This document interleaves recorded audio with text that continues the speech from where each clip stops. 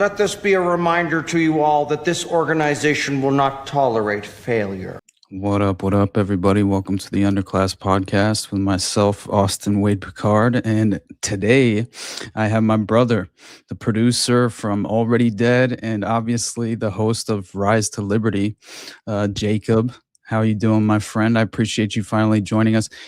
As far as we actually make this happen, because my God, I feel like I've been struggling, man, just in terms of my schedule and everything else. That when it rains, it pours, I guess, is the way I you should hear put you, it. dude. But mm-hmm. I hear you, dude. But But yeah, I dude, gotta I'm say thank doing you. well. I'm doing well, and I gotta say thank you for having me on. I'm super excited for this conversation. Awesome, brother. I know. I feel like how relevant the Satanic Panic still truly is in this very moment is, I think, very much under acknowledged and not quite.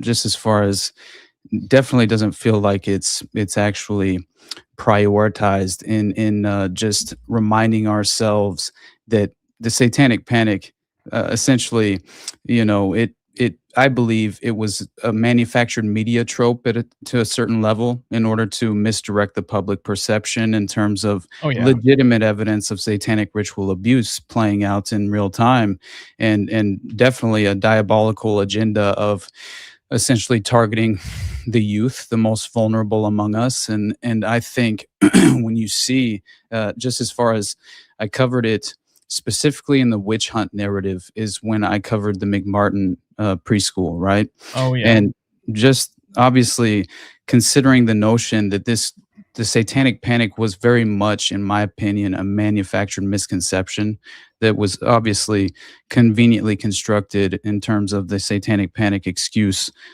which inevitably became this oversimplification in order to sort of justify the mass hysteria in a way oh and yeah. explain it away, right? In terms of just the general public and their interpretation of what was taking place.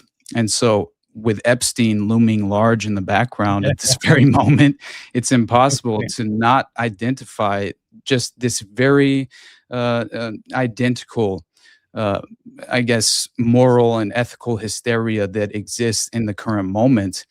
In my opinion, overlaps directly with that of the Satanic Panic, and it's truly just, I would think, an extension of the same concept psychologically in general. But there were three specific cases I honestly felt like, well, you specifically had mentioned two of them, and then I know I had I intended on prioritizing McMartin, obviously, because Right. I do think there's something to reinforcing the level of credibility in terms of the evidentiary details, and I think the level of exposure to the case that you need to have fundamentally to honestly be able to not fall into the trap of the official narrative, which definitely I feel like at every level they've layered in this plausible false narrative misdirection. And so yeah, and of course, Pizzagate. Yeah, exactly. As someone's pointing out in the chat, satanic panic is a ridiculous term like Pizzagate. And I do think that it was very much, created to be that very tool of a media trope, in terms of undermining the credibility. But the way Right. that I Well, and described it, Satanic uh, Panic, sorry to interrupt, but I mean, Satanic mhm, Panic is kind of like a lot of things, right? mhm, Like one thing I've really noticed is because like for anyone that doesn't know, I like really focus on MK Ultra and mind control and stuff. And my like I guess hypothesis on this is that um Satanic Panic was kind of used to cover up the exposure of MK Ultra and mind right, control experiments, because when you go through mind control, you have to continually go through programming, otherwise the programming breaks down. And then when the programming breaks down, you start having memories of what happened to you and the experiments you go through. And at that point, that's when you start having, these like recovered memories and stuff. Like they're not really recovered or fake. False memory doesn't exist. It's not real, but they are real memories. They were just lodged in your subconscious. And it takes about 30 years So people in their early 30s, mid 30s, possibly even early 40s is when they start having memories of the mind control. Right. And so you take the 80s, you'll go back 30 years. What is it? The 50s and the 60s, right? Yeah, MK Ultra. again, Yeah. you The know, Origin project, essentially. right, Yeah. right. And so that was like the first batch of kids that were really starting to have the mind control break down because they weren't being programmed anymore. Right. So, I mean, I that's do. one aspect, and it kind of covers just so many things like that. Right. I completely agree. And I do think that there's a shelf life on the method, the mind control methods involved with MK Ultra, and these sophisticated techniques, I think, have to be reinforced essentially over time through this layered agenda of basically conditioning the subject. And you have to recondition the subject in order for them to essentially activate in the proper sense of what they're hoping to achieve with the Manchurian or whatever the case may be, Right. right? And I think that that's always been fascinating to me as far as just how much it seems like they have to essentially just knowing how many times Sirhan went to the shooting range and how, right, and Right. things of Right. that nature. It's like the level of suggestibility of these victims is honestly extraordinary because they've been in this hypnotic trance or whatever the case may be so many different times in the past that it's essentially condition their subconscious mind. And you have these neurological pathways that are very well established now in terms of the vulnerability aspect of, right, the Right. psychological manipulation. And I always did find that very fascinating. And also, I did want to just briefly, before we get into one of the specific cases, because just so everyone's aware, uh, Jacob and I were basically talking about which cases we should prioritize within the scope of the Satanic Panic, and obviously there's a plethora that we could we could essentially Oh, dude, decide hundreds. upon. Exactly, and my God, just as far as I don't know why I haven't yet done the deep dive personally on the West Memphis Three.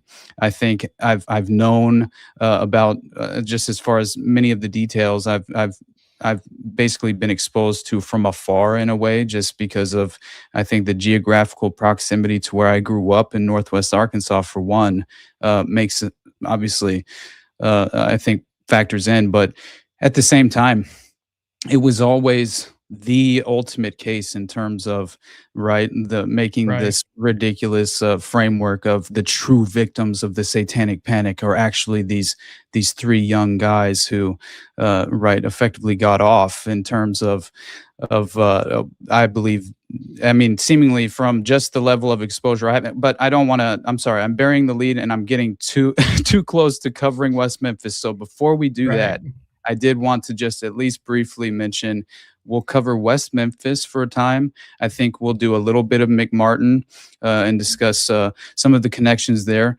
And then obviously there was one other case. It was, what was the name? It was Steve. What was Stephen his last name? Newberry. Stephen Newberry. And man, that case, my God, whenever I actually pulled up, because this is in the Ozarks, right? You consider Right. how close this actually was. I mean, we would go to Branson, Missouri for vacation, right? As a Right. family and things like that. So yeah, but you have like a 30-year murder case, a satanic murder that took place, right, with these school kids, and it is fascinating to see the level of how much it overlaps with that of West Memphis, as far as the drugs and metal rock being kind of like Yeah. prioritizing Right. and focused on, and but yet they never actually. At least in my opinion, they never focus fully and give the proper scope, you know, as far as spotlight to that of the animal sacrifice and right, clear blood rituals that are taking place leading up to all. But anyway, we'll Right. get into those details. But I'm sorry for basically staging these narratives and I don't know. I just as far as what I think is most important though, and what I wanted to at least present to you before we got into a little bit more of the details of these three specific cases. was that of Paul Bonacci, because Right. basically I was watching back through some of the interviews of Paul whenever he was in the 90s, right? Whenever he's unfortunately, he's suing Lawrence E. King, right, from the Franklin Credit Union. And this Right. is all taking place because basically he was essentially recruited at the age of 12, right? But he sues. It was 1999 is when he actually sued Lawrence E. King, but it was in the early 90s. He had basically been interviewed by investigators and various individuals, one of which was actually, I believe his name was Anton Chaikin, right? Something to that Right. effect. And he actually interviewed Paul Bonacci in 1993. And he basically, this is when Benassi's claiming he smuggled child pornography into the Netherlands on behalf of NAMBLA and these members, that where he's taking trips to apparently the Netherlands, right, and Germany, carrying child porn. Well, that's also where what's his name? Francis Sheldon showed up as well, because that's where he ran away Exactly. to after North Fox Island Hmm. got exposed, and he was like, "Shit, I'm out of here," and runs to the Netherlands. Which, Right. hey, over there, dude, it is still like legal, Oh yeah. to do all Oh, this it's shit. basically legal. I know, and I'm telling you, the age of consent laws are all, yeah, it's disturbing, Yeah. honestly, and I think also just to bring forward any criminal charges or accusation or allegations against an individual in terms of child abuse is very Right. difficult. There are many roadblocks in place, and I think that's by Oh yeah. design in terms of the pedophile underworld Right. basically having a safe haven in a certain way, Well, and and this is why it cracks me up whenever I hear like a liberal say something like, "Oh, we should be more like the Netherlands" or something. It's like, "Oh, Mhm. really? Why is that?" Yeah. You can't tell me it's just because of the economics. Right. No doubt, buddy. And but the only reason I bring up Paul is not only because he seems to provide a window into the overlapping nature of so many of the criminal cases that in regard to I would think the cases that are specifically under the umbrella of that of the Satanic Panic, right? Just Right. if you're considering, I mean, the timing, right, of the finders basically coming into public awareness after the arrest takes place in Tallahassee in '87, right? That's the Right. same exact timing, right, in terms of West Memphis in a way, right, and also you Oh, it's have all right there. mhm, Late 80s, early early 90s. '90s, And exactly. my question with all of this is like, how many like cases do there have to be for people to be like, okay, this is actually a problem? Or Yeah. like, how many times does somebody have to be murdered in the name of Satan for it to be like, okay, Mhm. maybe Satanists will actually, commit crime? Because here's the But thing. Jacob, it's 12,000 unsubstantiated cases, man. Right, right, I'm Killed panicking, Jacob. I forgot, I'm panicked. That's it, I'm panicking, there's Satanists behind every tree, it's just like a Mhm. joke. It's like, if you separate these issues, like nobody argues that Satanists exist, nobody argues that child abuse happens, nobody argues that like animal sacrifices happen, but you put them all together and all of a sudden you're panicked. That's it. Right, You're done. Like it's just exactly. crazy all of a sudden when you put it all together. It's so ridiculous, honestly, and that's really the problem that I have because if you look just as far as again the timing that we're mentioning in terms of peak satanic panic, right? And again, I had mentioned feels like yet another media trope, like the sort of Watergate Right. narrative in a way, and everything became right. Russia Gate, whatever you want to point Right. to, that essentially becomes just this ridiculous, um, what's the term, sensationalized, in a way where the media just entirely, if you're paying attention, overexposes their strategy, in my opinion, and makes it very self-evident in a way the level of Right. deception that they're attempting to achieve, and yeah, I felt like that's why just in promoting the show that we're doing today, I basically said that this was in order to seed a plausible enough cover-up narrative into the public consciousness, right? While Right. real and honest examples of satanic ritual abuse continue unabated. And that really is what I feel like took place within the framework of the Satanic Panic and the media reaction to that. And also you have around the exact same time that the Finders is being exposed, you have McMartin kick off, and then obviously you have I believe the investigation for McMartin was from 84 to 87. So that's, I mean, usually it's McMartin and West Memphis typically get kind of the priority spotlight in terms of the Satanic Panic cases that they can point to that prove right that these are unsubstantiated allegations. That it was a witch hunt. Which, yeah, the witch hunt narrative, which is the most disgusting thing, honestly. And then obviously you have from, I believe, looming as far as the trial looming for McMartin between 87 to 90, I think it was, and then also Franklin scandal, right? Just about to erupt right around the corner in 1988. So it's all too conveniently timed, and also the direct overlap between the networks is impossible not to. And then on top of that, in 90, you have the 90 to 91, you have the formation of the False Memory Syndrome Foundation. Yeah, baby. So now, all of a sudden, you have an official mental diagnosis that's actually not a mental diagnosis, that's never been given as a diagnosis, that's not recognized in the DSM. You know, it's like, you've got the establishment of this organization that's filled full of MK Ultra doctors, pedophiles, and just like every other like medical scumbag you can possibly think of. And then on top of it, you have the cherry on top, who is Dr. Elizabeth Loftus, who literally lied about the Lost in the Mall study. And that's the one study that all of this hinges on, is the Lost in the Mall study. And you start looking into it, and all of a sudden you find out she lied about the results. Just blatantly lied. That's it. Nobody was ever, there was no false memory ever implanted into anybody, ever. That never happened. Even in her own study, it never happened. So it's like, I'm telling you, man, just after I did my FMSF episode, right, on the False Memory Syndrome Foundation, I mean, Elizabeth Loftus, right, that she has some she just has the most ridiculous professional history as far as her resume is concerned.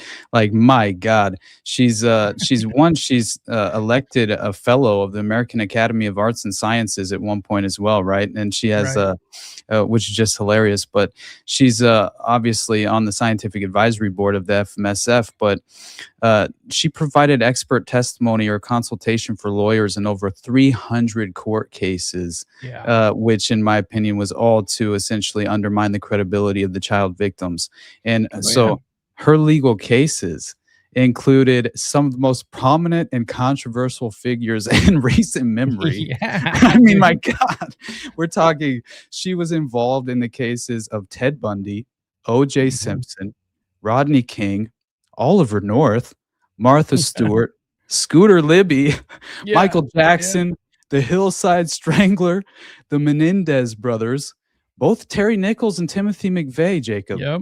As well as testifying for the defense regarding the killing of Susan Berman and Robert Durst's trial for like, does anybody remember, by the way, Andrew Jarecki or whatever that guy is, the guy that allegedly made that, or didn't allegedly, but legitimately created the series The Jinx or whatever on as far as the Durst connection there. And, oh, look, he exposed himself on a hot mic while taking a piss. It was the most ridiculous thing I've ever seen. And I just have to imagine that Jarecki, I think William Ramsey actually, I listened to an episode he did once upon a time where he had someone on and they were discussing basically the credibility of these kind of Laurel Canyon acolytes of in a way, right? That that are essentially creating these docs in bad faith. And it's really, they're controlling the narrative in many ways. Oh, yeah. Which makes 100%. A lot of sense. But anyway, my God. Think about this too. So Elizabeth Loftus wrote a book regarding her testimony for Ted Bundy, right? And it's called Witness for the Defense. Like, that's the title of the So fucking great. book. And Oh my God. in the book, she makes a statement that, I mean, she didn't know who he was. So when he was getting tried here in Utah, is Mhm. when she was, the witness for the defense, right? And Right. so he wasn't known as Ted Bundy at the time, but nonetheless, she shows up and she comments in the book like, "Oh, he was so handsome and stuff." I mean, I'm paraphrasing, of course, but um, she talked about like how handsome he was, and she was hoping that he would ask her to stay at his place. And it's like, My why? God. Why do you want to stay at his place, huh? Yeah, no kidding. That is interesting You as have hell. on your mind. No kidding, man. Especially knowing that she wasn't it during I think it was Harvey Weinstein's trial for rape and sexual assault, right, in 2020. Mhm. Who testified on behalf of his defense? It was Right, Elizabeth fucking Loftus, man. And right. if that's not enough, her most recent high profile case happened to be when she testified for the defense during Ghislaine Maxwell's trial regarding sex trafficking of underage girls for Jeffrey Epstein. So come on, ding, ding, Classic ding. fraud, What else do we classic need, fraud. my brother? Yeah. I know, and so she is the one that is entirely hinging on the aspect of false memory, syndrome existing. This Hmm. is the person. This is the one that, started the Lost in the Mall study, Right. and mind you, so the study started with 30 people, and then during the study, while it was going on, what was it? 6 of them dropped out, right? So now you have 24, right? Wait, 6, 7, 8. Yeah. So 6 of them drop. You have 24 left. Okay. And then the results were that four people out of 24 had genuine false memories implanted in them.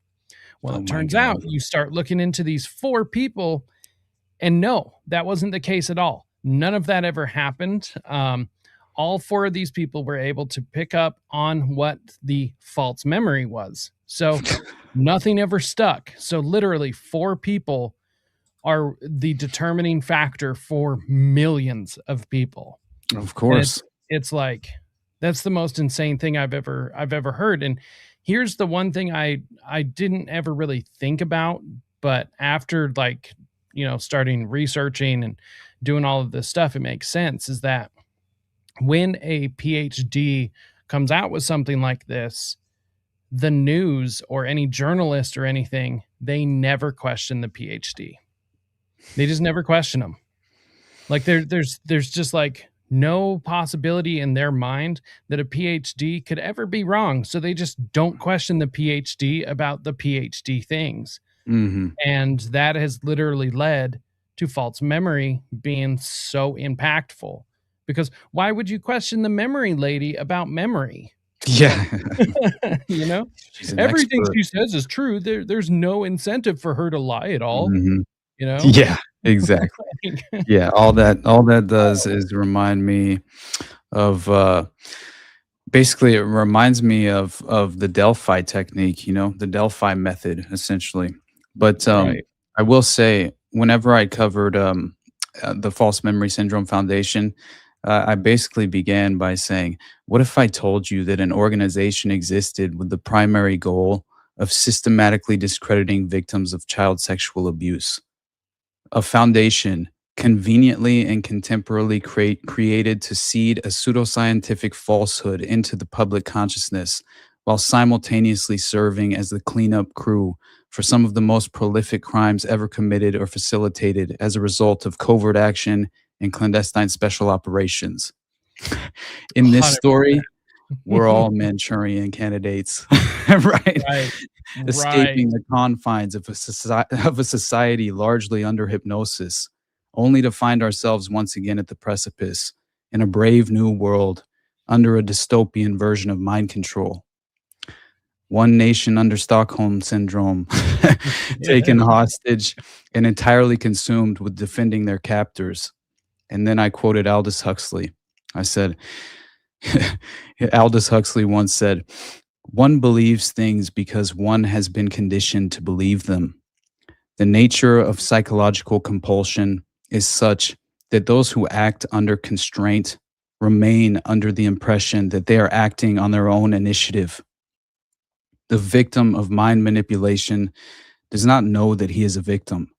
To him, the walls of his prison are invisible, and he believes himself to be free. That he is not free is apparent only to other people. His servitude is strictly objective. And I just thought, man, there's no better way to kind of, I don't know, set the stage for what that organization represents, in my opinion, and talk about a sinister Couldn't agree nature, more. right? I mean, my God. But anyway, the main point of what I wanted to make, and then we'll actually get into some of these cases, was just basically that Paul Benassi, specifically, so he suffered from DID, obviously, a multiple personality disorder. And he stated that essentially, as he was 12 years old, as a youth, he had been transported across the U.S. and was forced to have sex with various people, forced to deliver drugs, forced to participate in satanic-themed snuff films where Lawrence E. King was present. And he identified the Bohemian Grove in Northern California as one of the gathering and meeting sites for some of these politicians that were being sexually blackmailed, compromised in this way, and also being one of the locations for the satanic murder that was taking place. And he claimed he had insider knowledge about satanic ritual abuse cases around the country that he claimed to have been present at, right? Right. They included, I mean, honestly, it was interesting to see how many different examples that he gave. But one of them was when Jim Rudd, apparently in Jordan, Minnesota, was the only defendant charged, and that was one case that he had mentioned as if there was a larger network behind the case. And so that was one I always wanted to kind of tap back into and see, just as far as the more disturbing details are concerned. But yeah, it's fascinating to me because the level of the kind of the allegations that he was bringing forward against specifically Michael Aquino, right? And essentially claiming that he himself was obviously a victim of monarch mind control. And that he even at one point, and this is the video I wanted to show you just real briefly, he talks about the end result of what his handlers and essentially the operators within the context of Project Monarch were hoping to achieve with some of these victims, and including himself. And it's fascinating because I never realized how much this reinforces and lends credibility to all of the different, examples of mind control that we've been basically spotlighting over just recent past, honestly, where I've really been focusing on like the Manchurian Candidate, just pretext and kind of playbook of how they trigger the layered sophisticated methods of programming, right?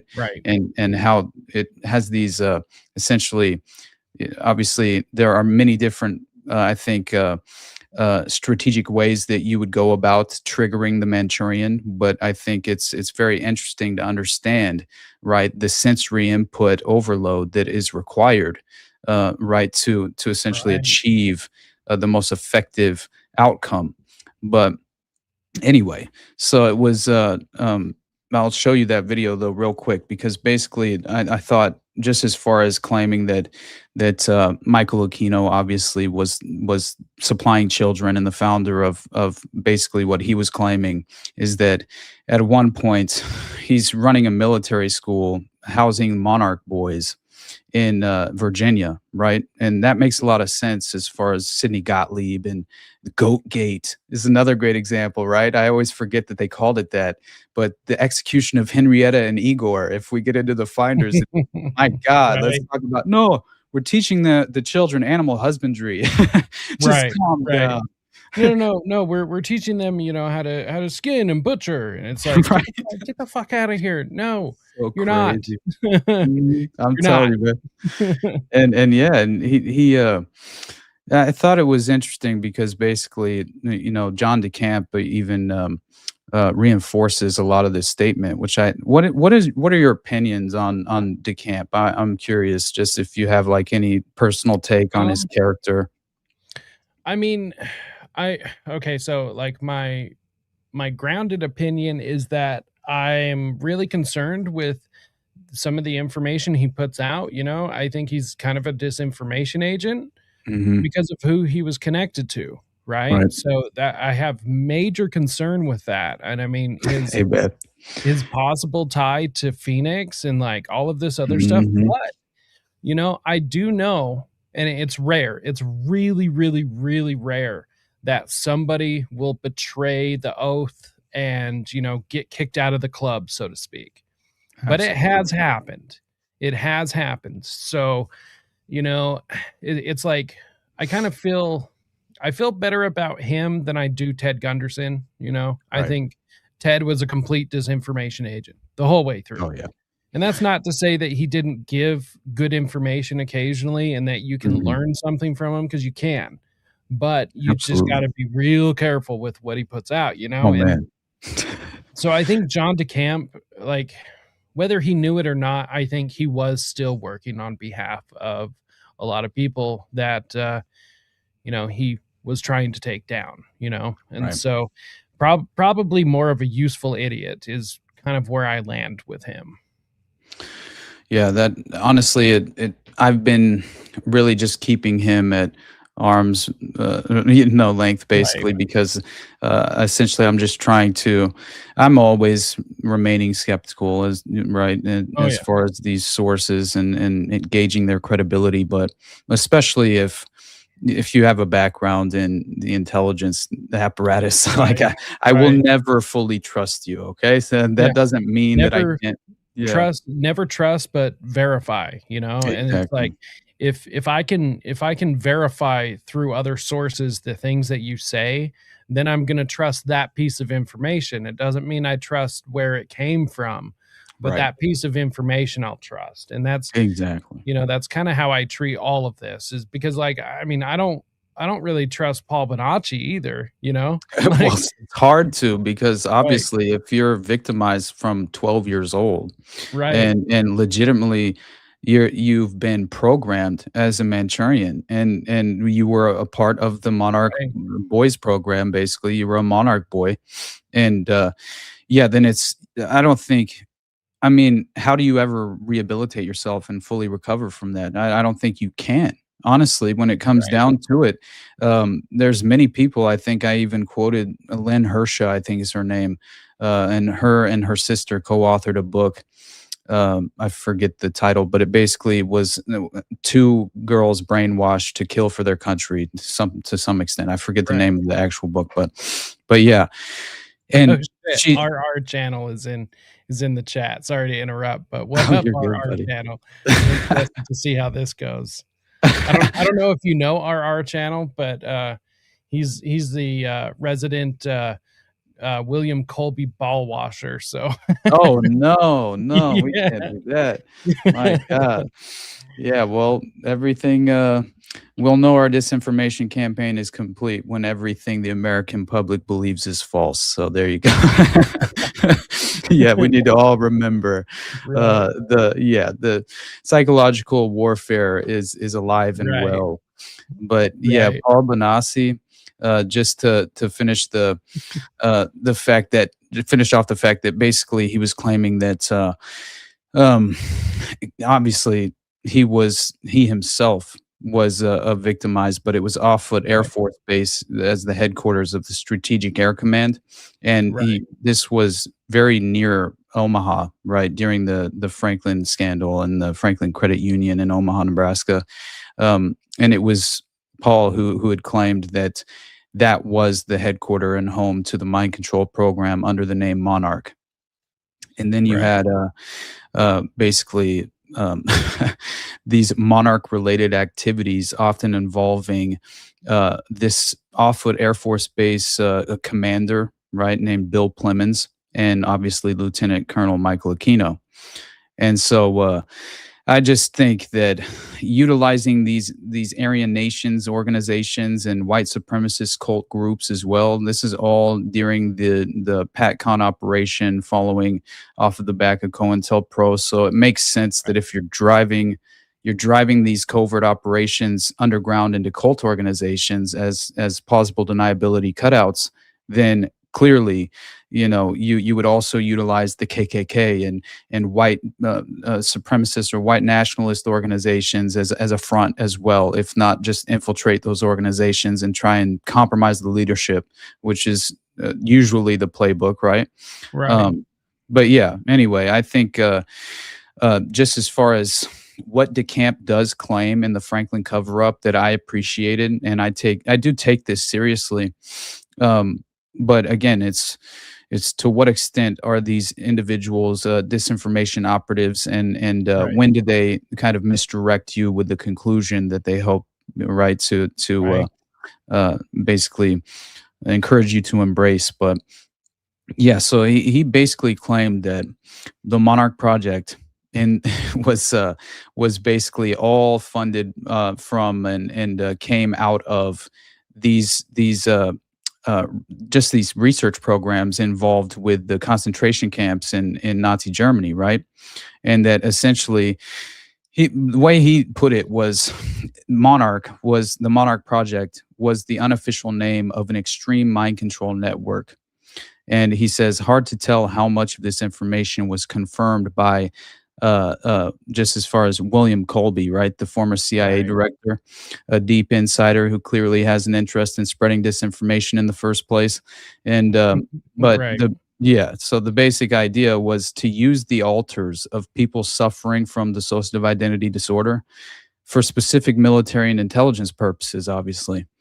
Now, unfortunately, alternative personalities are only formed at a relatively young age and only under the Yep. most extreme trauma and stress.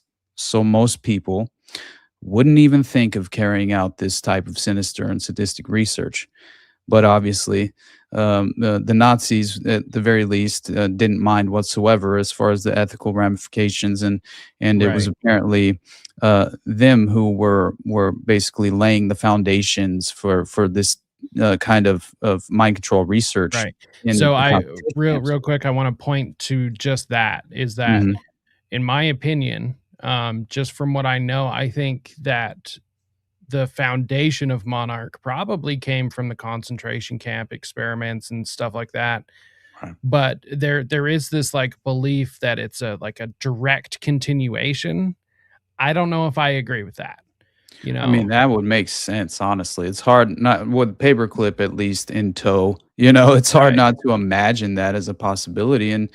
And yeah, why would they not just try and effectively give it a rebrand and call it Right. something else? But Well, see, here's the thing is like during the concentration camp era, well, it's kind of the like continuation of MK Ultra, right? Because MK Ultra did end in 73 or 74 because they were done researching.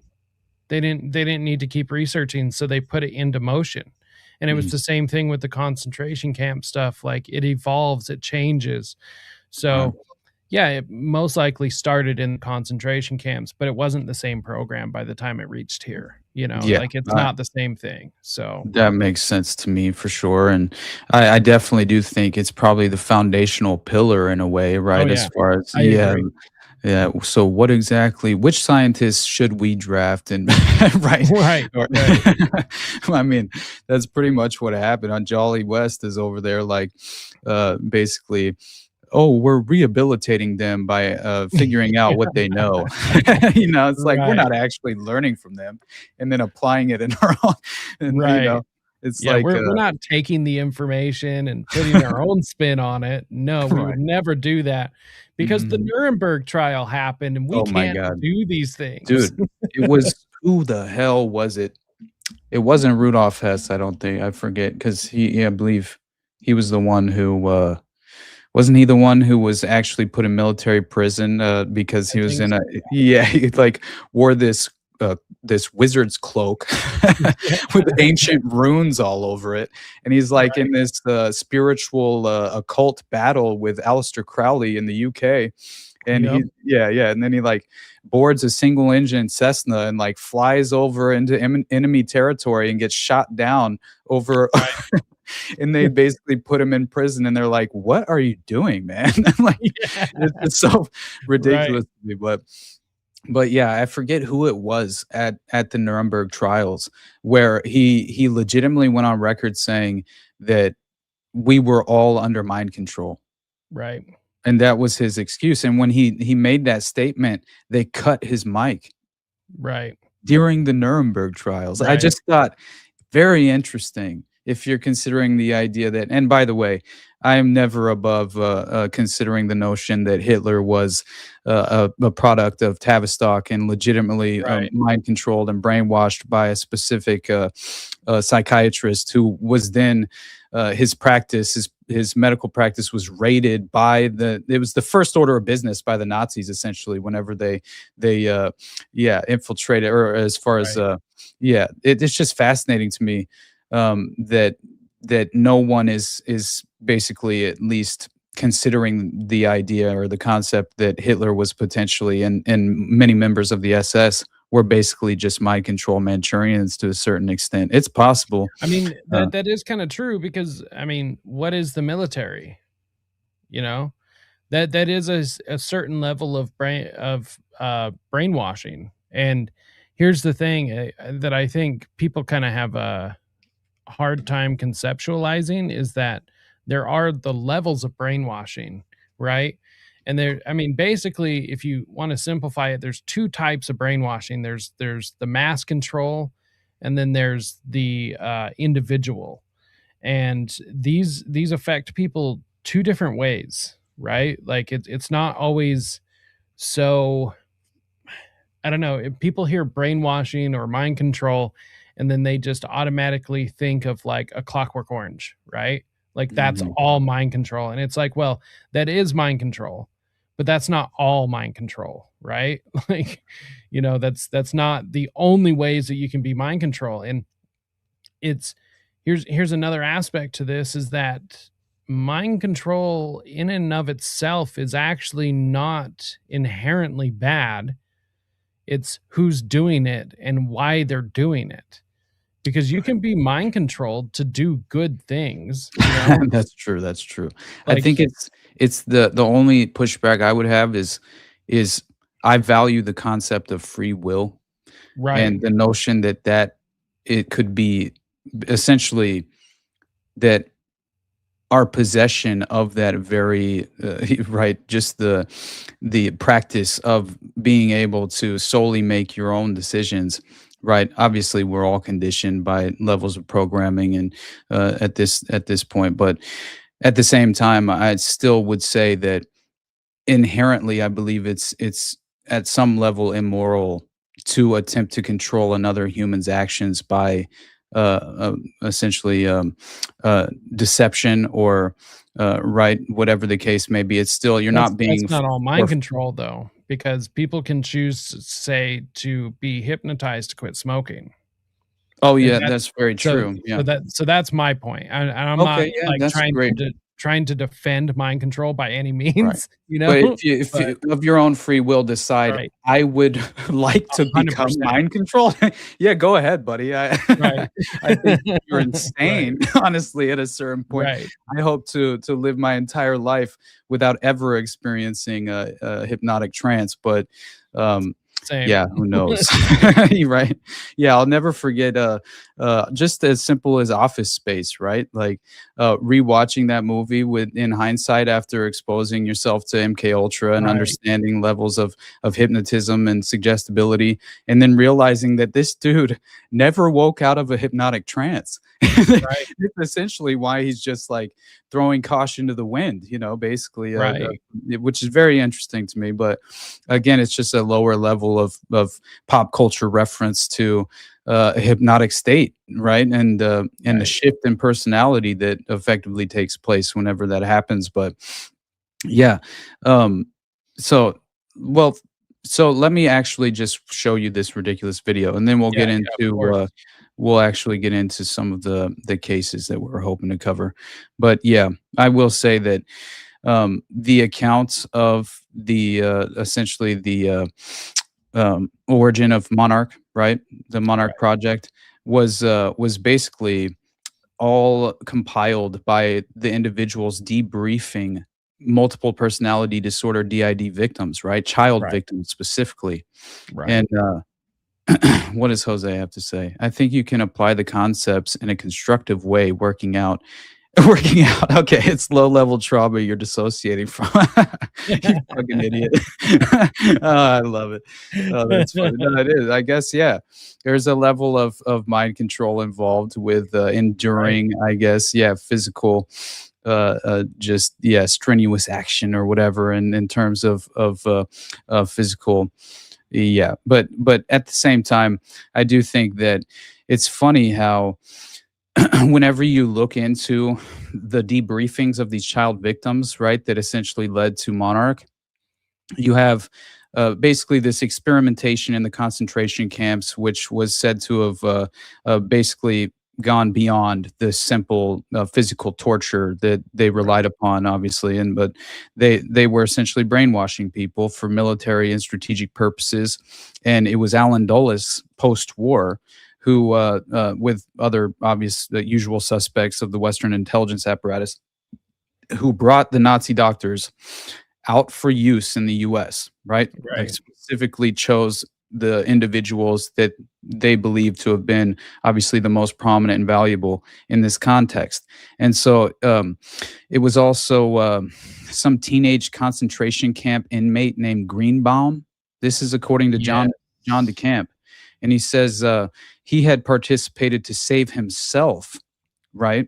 And also came to the U.S. So he's later known as Dr. Green, which is very interesting. And Dr. Green is a central figure in all of this. Exactly. He becomes a high-level mind control manipulator and brainwasher and operative, and is widely represented in brainwashing programs with what John DeCamp says. Now, this caught my attention instantly, with a distinctive Kabbalistic magic theme. Yes. Very interesting, John. So the last point, and then we'll show the video, is that basically in the Nazi concentration camps themselves, the individuals who were basically the operatives were trained and organized by psychiatrists and apparently eugenicists and transhumanists operating from what was known as the T4 Bureau. Now, these psychiatrists had long been the pets of white supremacist British and American financier networks, allegedly. At least some of these Nazi doctors were spirited out of Germany under the supervision of and for Bank of England Governor Montague Norman and Tavistock Institute Director John Rees on behalf of the British government. So Norman, personally an insane theosophist, who had been chief of the pre-war pro-Nazi faction within the UK, and Rees organized post-war propaganda and continuing psychological warfare activities, and created, quote, Orwellian groupings within U.S. psychiatry and mental health fields. So that is apparently the origin of Project Monarch, according to John DeCamp, who he along with Paul Benassi, point to Michael Aquino as the key operative tasked with essentially setting up Monarch in the States. Right. So the Monarch boys were basically these young male child victims of trauma-based DID, right? And these various techniques that were essentially the consequence of what they had learned from the various psychiatrists involved in the concentration camps, or whatever the case, right? Apparently this Dr. Green. So anyway, with that being said, I'll finally shut up and show you this video.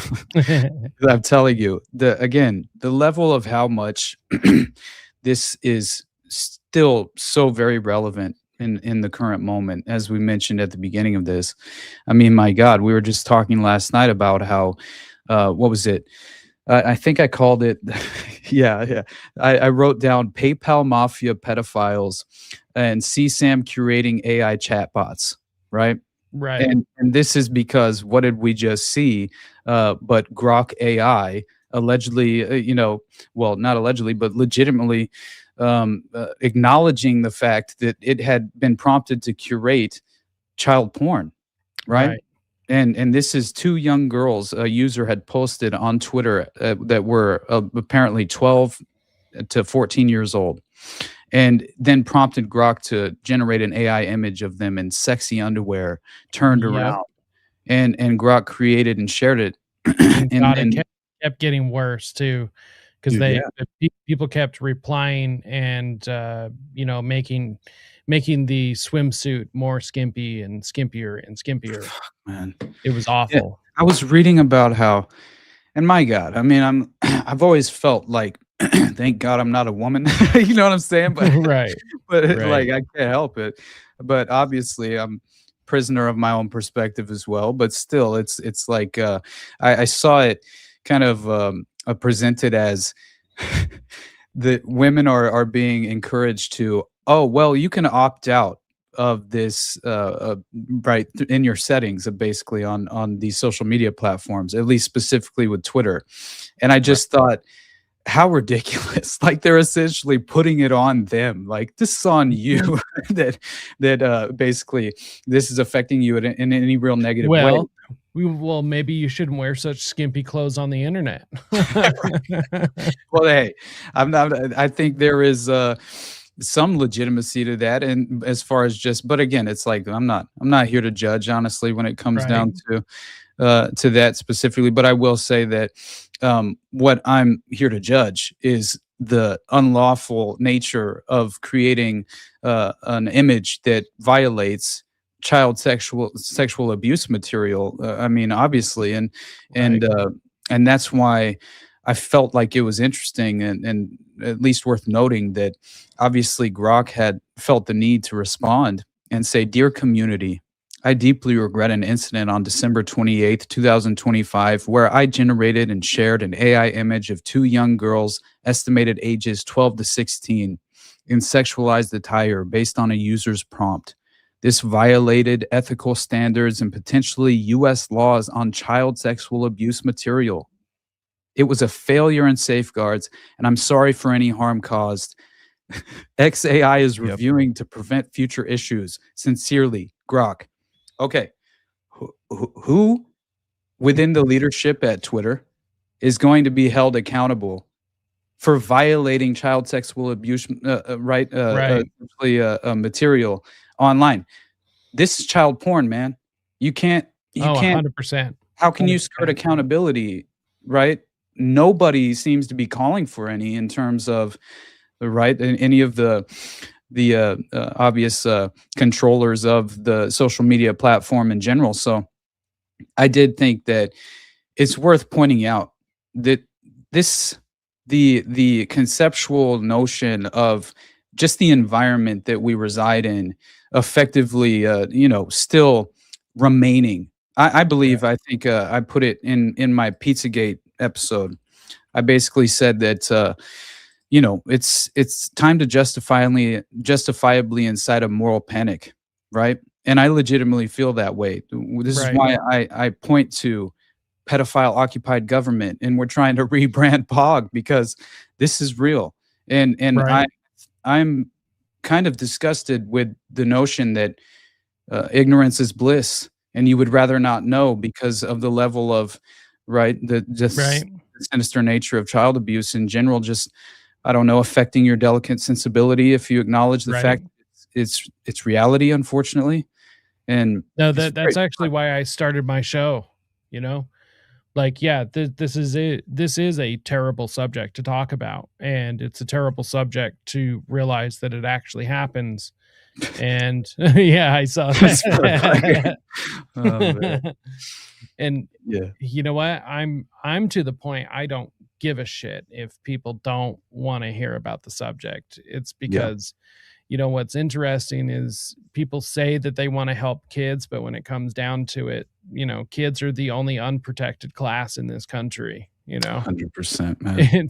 and then anytime like it seems like there's an organization that will come out and help kids, it almost seems Mhm. like you know, well, first of all, like regardless of whether it's a good organization or not, you've got to worry about some pedophiles coming into the organization, because where do you find pedophiles?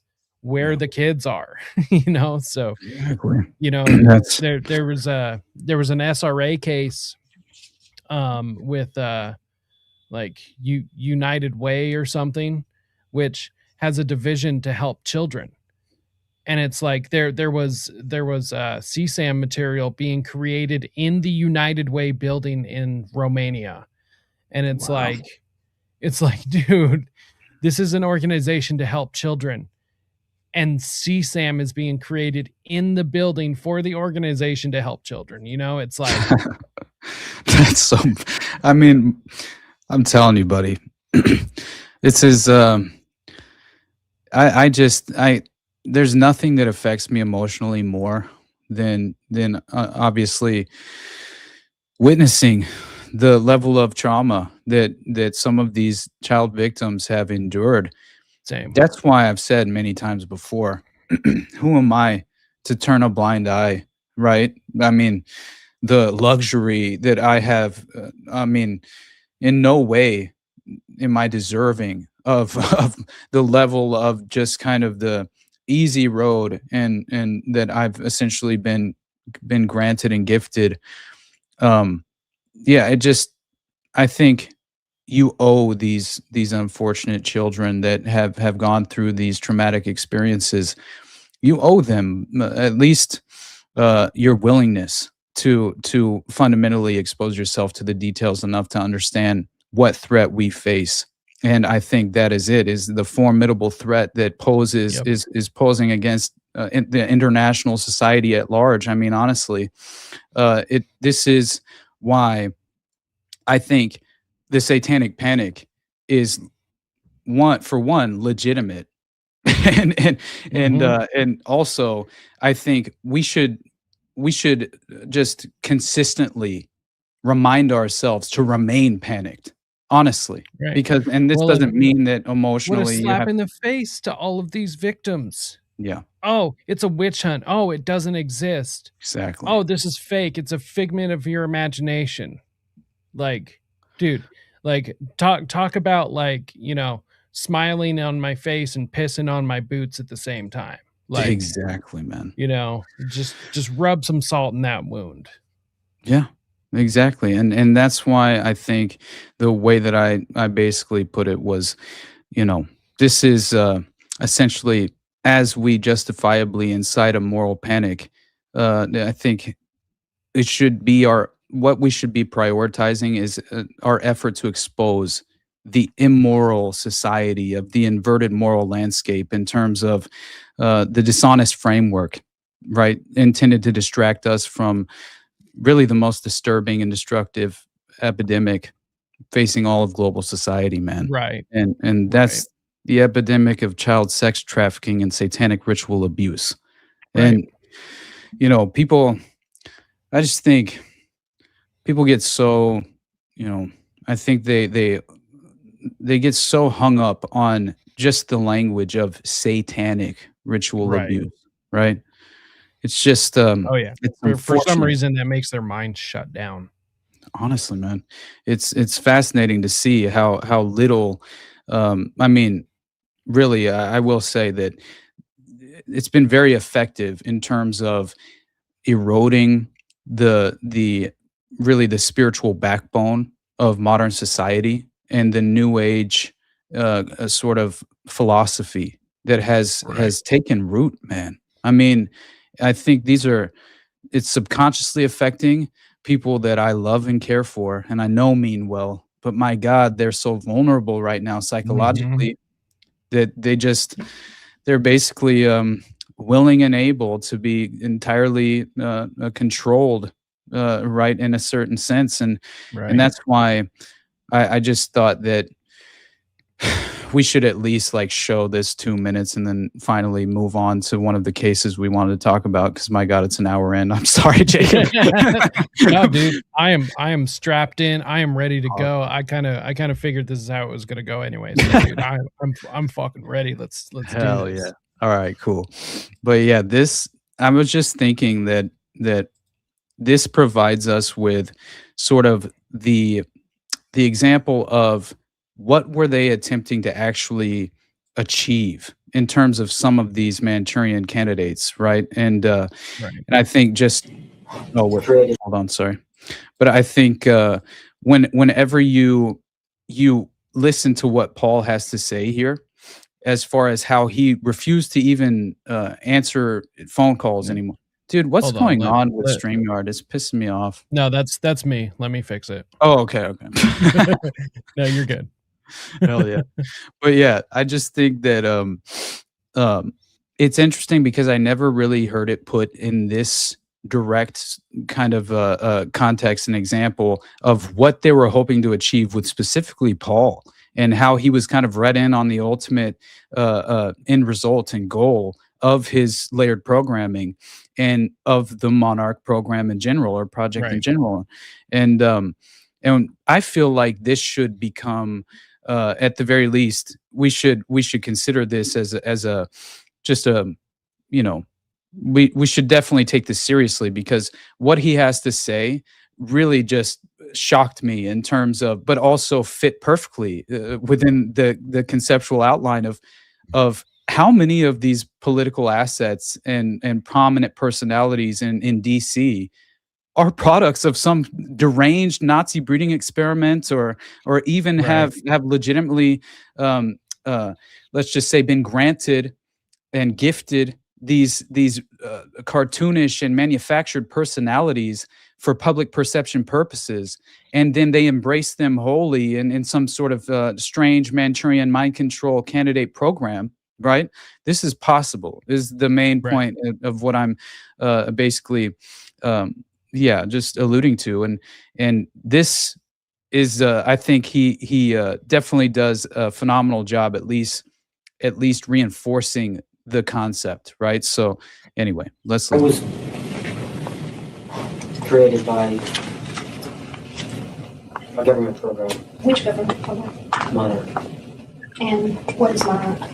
Monarch is an operation that was created by the United States government to create spies for other countries. They use children for the purpose that they are easily integrated into multiple personalities because they can dissociate. The program was to, as a young man, get adults who were powerful political leaders into positions where they could be compromised.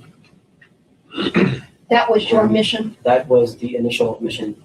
The whole Initial mission. was for me to go into the military service. This is fascinating because this is the part where I breaks away from the typical concept of what they're attempting to achieve with these child victims or just mind control victims in general. And yeah, Jose might disagree. Who knows? But hey, I do my best, guys. And at least I think some of the schizo tangents that I do go on, at least I hope it reinforces some of That's the what you got such a following, dude. Thank you, buddy. I appreciate that. But yeah, I do believe that this is the moment where he kind of pivots into a different direction that I wasn't expecting whenever I was watching this. And just considering again, what are the ultimate goals here in terms of the Monarch project? And Right. how many of these are layered assets, right? So it's like, well, we hope to achieve this one priority with this specific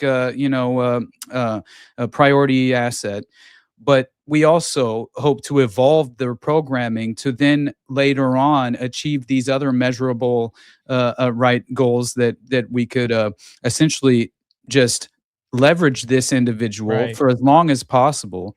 Well, that's why they also have different types of programming, right? Like the beta sex kitten, and like so they're going to have different objectives, right? And so they're going to need different tools, so to speak, because that's kind of how they view these programmed victims is tools, tools to be able to reach their objective.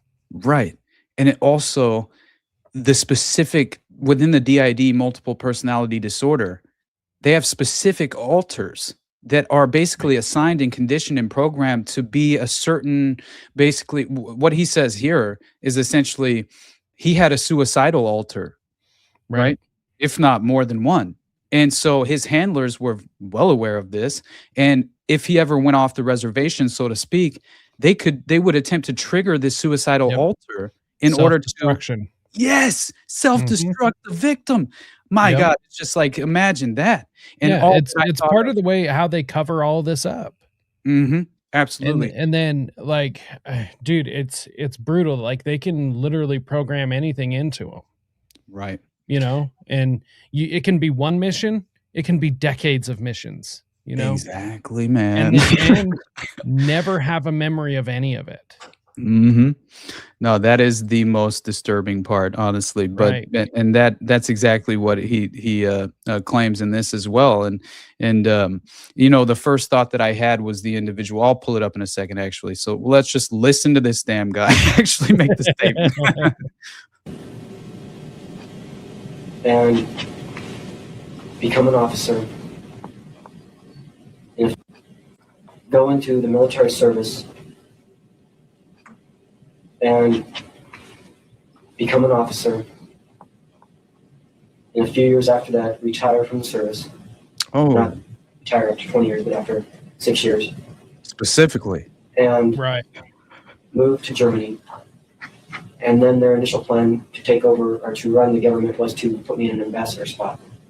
And then later to come back to the United States and to run for an office. And they would be the ones who control everything that I did. So you would be an operative, so to speak. I would be a puppet. Bang! I mean, Right. And you say this plan broke down in 1986, but yet you told me that you still felt that you were under the control. I am still under their control because Still under. I do not answer phones anymore because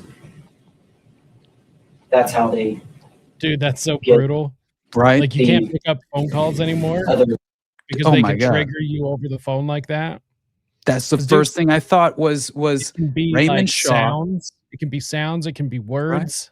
Dude, I'm Anything. telling you, man. That was what I thought when it was the first thought that I had was Raymond Shaw. Well, actually, I also had, just in terms of the programming, the shelf life of the programming, I thought of the individual who broke into that Colorado theme park, the amusement park, overnight, Right. and essentially went into Opens the up the bathroom. bathroom. Yeah, wrote on the wall, right? Basically, I forget exactly I'll pull it in a second. I think I have a bookmark somewhere. But he essentially, the notion is that he had to self-destruct, or he would effectively have to be, or forced to go through with this heinous crime. Right. And that was basically the implication of what he had written on the mirror before taking his own life. And so imagining that you are waking up to your programming enough to realize that you are legitimately being triggered in moments where you're waking up with no memories of what had happened, because the altar that's triggered, essentially it's post-hypnotic suggestion. So they have no memory of what they actually do within the context of when they're obviously prioritized and triggered in that layered altered personality. And that's fascinating, as far as just like the obviously Raymond Shaw in The Manchurian Candidate, the film from 1963, right? What do we see? He gets a call from his handlers, and he's sitting at a pub, right? And he's just sitting at the bar. That the handlers call. They ask if Raymond Shaw is here. He says, "Yes, this is Raymond." And then what do his handlers do? They say, "You should pass the time by playing a little solitaire," and instantly it triggers that first layer of programming for the suggestibility to be essentially leveraged and exploited. And then as he plays the solitaire, he triggers the secondary layer of programming as soon as he sees the red queen of diamonds, right? Right. Isn't it diamonds? Yeah. Yep. But anyway, I just thought how fascinating, obviously. And then I think in terms of Bonassi, what he has to say here, it's just fascinating to imagine as far as like triggering right. That obviously, I thought of that amusement park case because triggering a 100%. Manchurian and essentially him having to commit suicide in order to not follow through with his programming. That's really what it felt like to me. But this is another layer on top of that, right? Where they already programmed this victim with an alter and right, Right. with an alternate personality that we can effectively trigger, which will allow them to self-destruct, as you had mentioned.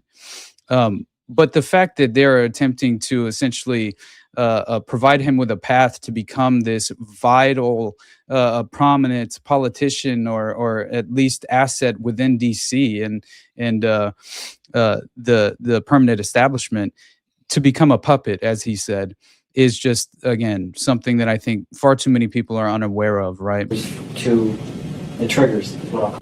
That's how they get the others to the triggers, is what I'll call them. They're not personalities. They contain no memories at all.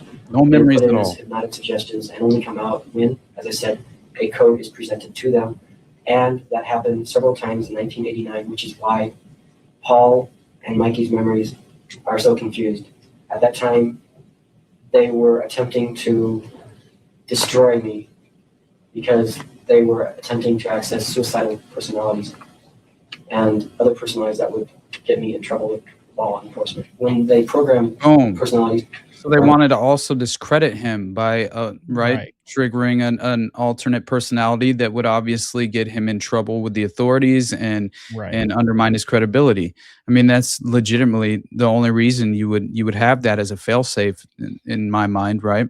100%. But, Because it's a way to cover up all of this. Exactly. And if you don't know, which right? is their goal. I mean, because otherwise, how are they going to be able to keep all of this going? Right. Because And it was this is supposed to their be secret weapon. exactly split personality spies that could even deliver, clandestine intelligence without even knowing it. Right. I mean, that's just amazing to me, right? Right. But we're almost through this. the triggers, as I call them, Uh-huh. they would call me up and they would use a code. I would simply switch into that trigger, go to where they told me to go, whether it would be or get on an airplane because they would already have the tickets there. They Bang. would have the tickets there under a name that only that trigger would know, Yep. and go to wherever it was. There would be somebody waiting for them in that city and take them to wherever it was that they were supposed to go, bring them back to the airport, put them on the plane. They would come back home, and as soon as they walked in the door, the memory of everything that had just happened would be erased Gone. completely. Bang, dude. I mean, my God. Right. That I just felt like, at the very least, far too many people probably haven't seen that clip, right? And Right. and the value of just understanding how they would legitimately, operationally speaking, right, kind of implement these methods. I think the more we know, right, I think Right. the more we can at least manufacture some kind of defense mechanism to where, at the very least, and my God, buddy, I mean, I've legitimately been in the shower before, and I'm just thinking like, all they have to do is set up shop right outside, and I mean, probably Mhm. far less than that. All they would have to do is probably trigger my cellular device and to emit a Oh, yeah. certain EMF, and then all of a sudden, I'm like, you know what I mean? Right. You lose track of, I don't know, the past couple hours or whatever the case may be. You know what I mean? It's Right. possible. All of a sudden, you wake up and your shoes are muddy, and you're like, "What the Where the fuck?" fuck was I? You start, yeah, you're Right. like Tamerlan Tsarnaev, who's like, I can't account for all this loss in time. I'm waking up in places I don't understand how I got there, and it sounds exactly like an individual suffering from DID. Well, And and there's also other mental disorders that these are the symptoms of, and so it's really easy for medical professionals to turn around and ignore something like DID and be able to say, "Oh, well, you're suffering from this," and then medicate you, Right. and then boom, there's the end, and people are none the wiser. right, So, yeah. dude, No, I it's think it's you're the 100% it's the most devious thing like I've ever heard about, and this is why right. I've decided to focus on this, because I think it all does come back to this.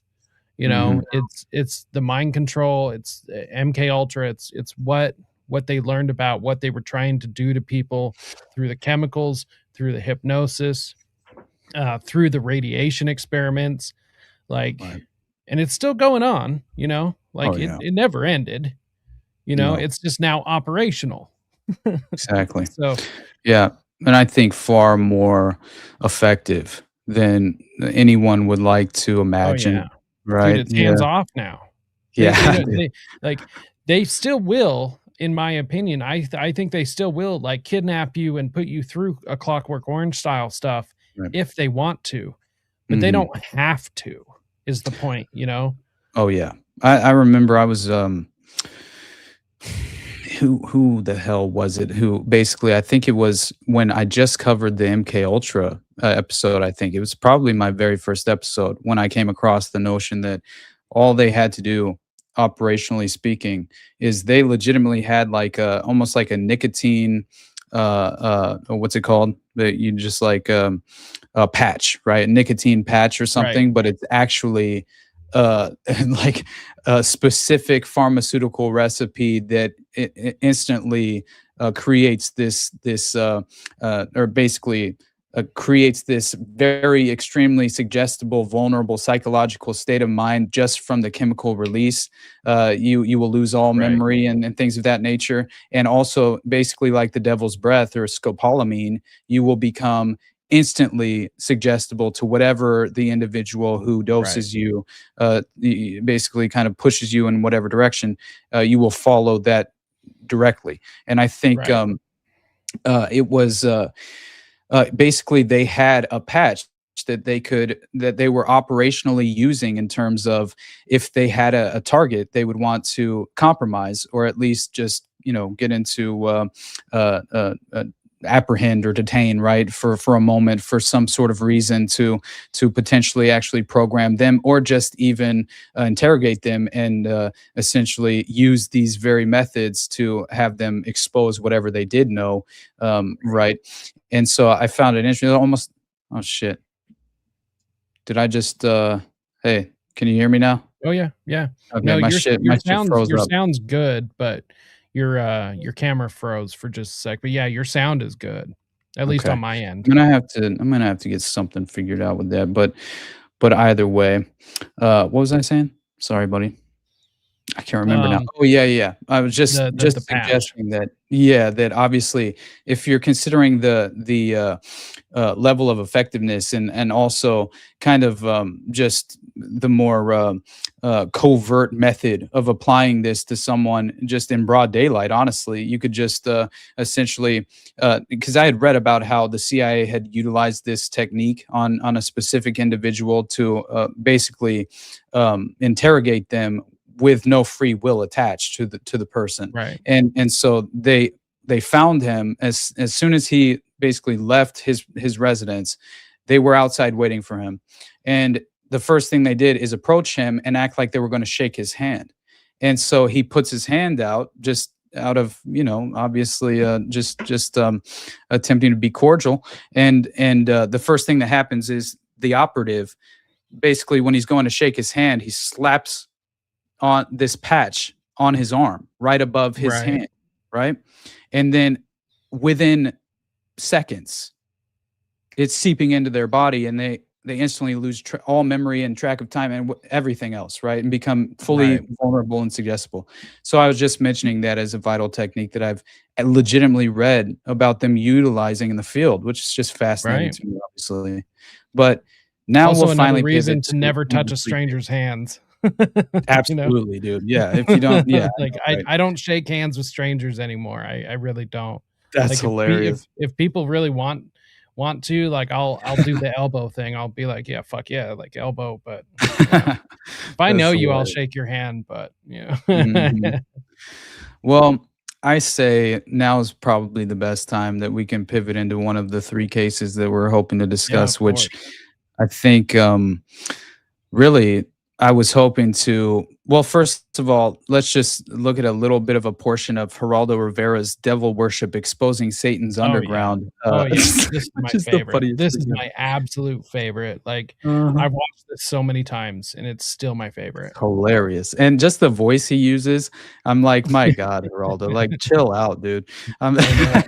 But you couldn't be more of a compromised individual asset than Geraldo No Rivera. kidding.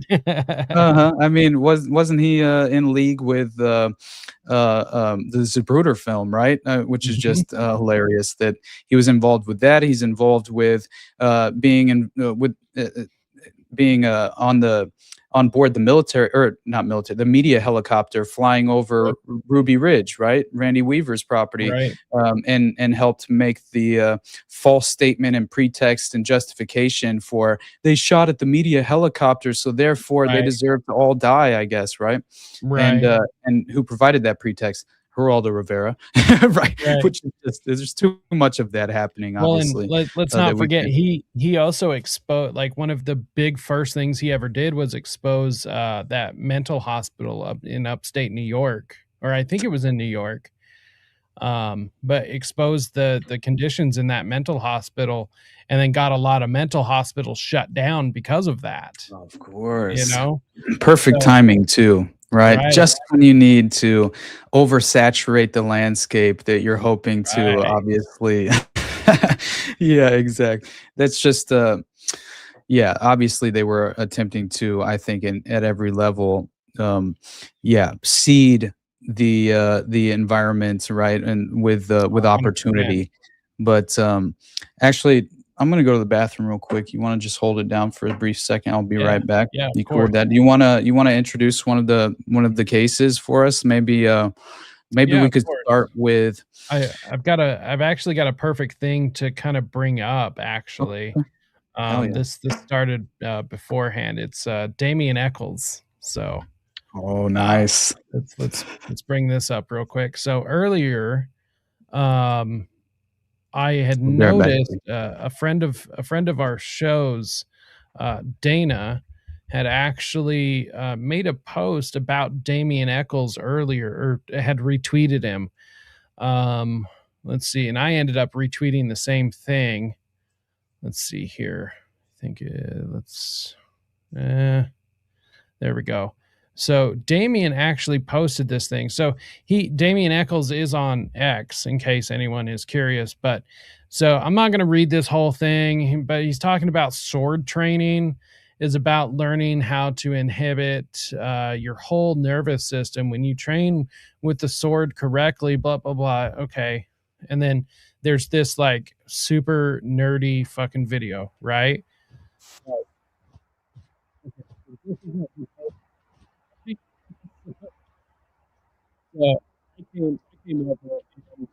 Now I'm blocked. I'm actually blocked now. So, but I just straight up said, holy shit, the dude is actually a mall ninja along with an occultist and convicted child killer. But this is him. This is Damien over here just playing with swords like a fucking mall ninja. This But fucking guy, he's man. dude, he's also like selling a book and a seminar with it. Hey, did you not? Oh, Like- that makes a lot of sense. Doesn't it, though? Exploiting. Uh-huh. He's a fucking It mall actually ninja, does. And though. by the way, I had to ask you, is it true that this piece of shit gets out of jail and goes directly to Salem, Massachusetts? Yeah. And, Well, actually, it's a- what he moved to Salem, but he actually, one of the very first places he went was to New Orleans, right? oh my Um, God. And he went and hung out with a member of the process. Hilarious. The very first thing. So gets released from prison, right? And that's what he does. And now this is what he's doing, training with the sword. And apparently now I'm blocked as well. So, because I Oh, no called- shit. Yeah, because I That's called so him a funny. convicted child murderer because Good for you, he buddy. is. Because he Mhm. is. Exactly. So- No, you know what blew my mind Well, do you want to just set up the bare bones or whatever of the case itself of the West Memphis Three Yeah, briefly? sure. Awesome. So the whole basis of the West Memphis Three is that in uh, May 5th of 1993, three young boys, three 8-year-old boys, all three of them were 8, went missing later in the evening. They never ended up coming home. And on May 6th, 1993, those 3 boys' bodies were found in a location in West Memphis known as Robin Hood Hills. And all 3 bodies were submerged under the water. 2 of the 3 were mutilated, like pretty severely. Their genitals were mutilated. Mm-hmm. No, not near any train tracks, but they were near. They were all near interstates. Because West Memphis, like the location of where it is actually 3 different interstates that merge together. So they're sitting literally in a triangle, which the symbolism, holy hell, is right out of the gate. The whole town is set up in a triangle, like Mhm. you know. I've been to Memphis when, so I was from, so basically I'm from Northwest Arkansas, obviously, and so Right. this is a stone's throw from where I basically grew up the majority of my life. So this Right. case, and then the other case you were going to discuss with, right, just as far as the Ozarks case, where you have Yep. this satanic murder happening to what was his name again? I keep forgetting his name. James Stephen- Hardy is one of the perpetrators. I know that, but Yep. Stephen Newberry was the victim. Stephen Newberry. Thank you. Yep. For the life of me, I can't remember that name right now. But anyway, I did think the geographical proximity to just again where I spent the majority of my life is kind of disturbing, just in terms of Joplin, Missouri. I Right. think one of the key perpetrators legitimately runs a tattoo parlor there now, and it's just Right. fascinating that they're free in the first place, obviously, Right. regarding the details. But in terms of the West Memphis Three, I think Memphis in general, West Memphis, it's just such a strange place, in my opinion. And It you is. know, every time I've gone there, and I mean, it was only a couple times, I think, but I went to go to an NBA game and went down, what's it called? Bourbon Street? No, what's the name of the? Trying to remember the name of the major street in downtown Memphis, but anyway, doesn't matter. It's an interesting place, and it feels like there's definitely a lot of clandestine activity afoot. Right. You know, I will say that much, and I do believe that, just as in the context of Indiana with Delphi, right? I think there's something to that. And seeing these neo-paganist organizations that seem to, at the very least, take seriously these ancient pagan runes and things of that nature. It's just fascinating to witness how many times we see the layered symbolism involved in these heinous crimes. All right, beyond the level of satanic ritual, obviously, just in terms of the satanic worshiping that's involved in some of the obvious details of the crimes. But I was curious to get your perspective on one of the original witness statements, which there's a couple of them. There's one confession they try and act like is a false confession, but in reality, it feels like it's just basically they're attempting to facilitate a cover up in a way. I'm not entirely certain, but there was also a statement by a witness that was made, and they act as if the only reason in which they were making this statement was in order to receive an offer or a reward for assisting the police in arresting the killers, right? And that this was too much of an incentive for some people to resist. I don't know. In some of the statements, it felt like that didn't necessarily apply, and that they were actually being honest in what they had claimed about what took place that night, Right. right?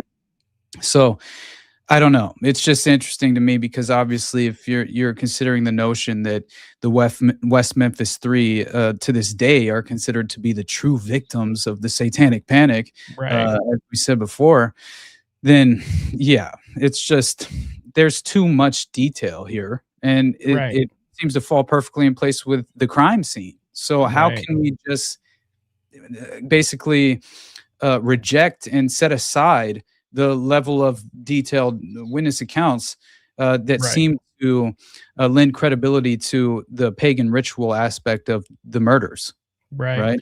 Well, and so here's how I kind of break it down. There's only two people when it comes to this case, and Mhm. it's the people who know that they are guilty and the people who claim that they are innocent.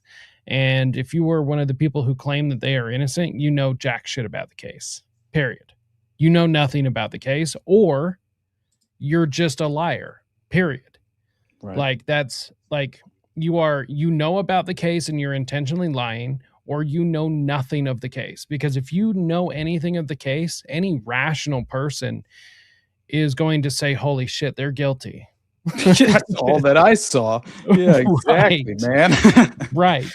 I mean, everything points to them being guilty. Now, here's the reality of the West Memphis Three. They are twice convicted. Okay. Right. They're twice convicted child murderers. They were convicted once, rightfully so.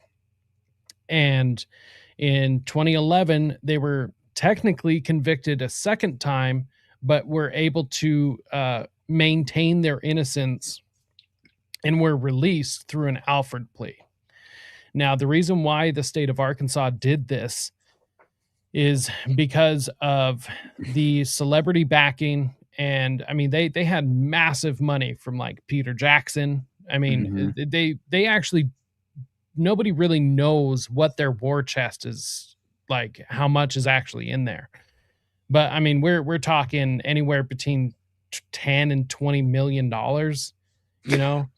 And if the state of Arkansas went to trial again, they risk the possibility of losing the conviction.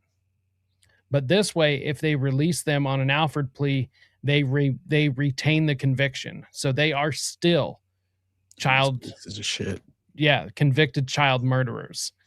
My So God. that is what it is. And so people who claim innocence will lie about this and say that they were exonerated. No, they were not. No, they were not. They claim that they are, but as far as the state and the law is concerned, they are twice convicted child murderers. Right. So, I mean, first and foremost, there it is. They're twice convicted, you know? Right.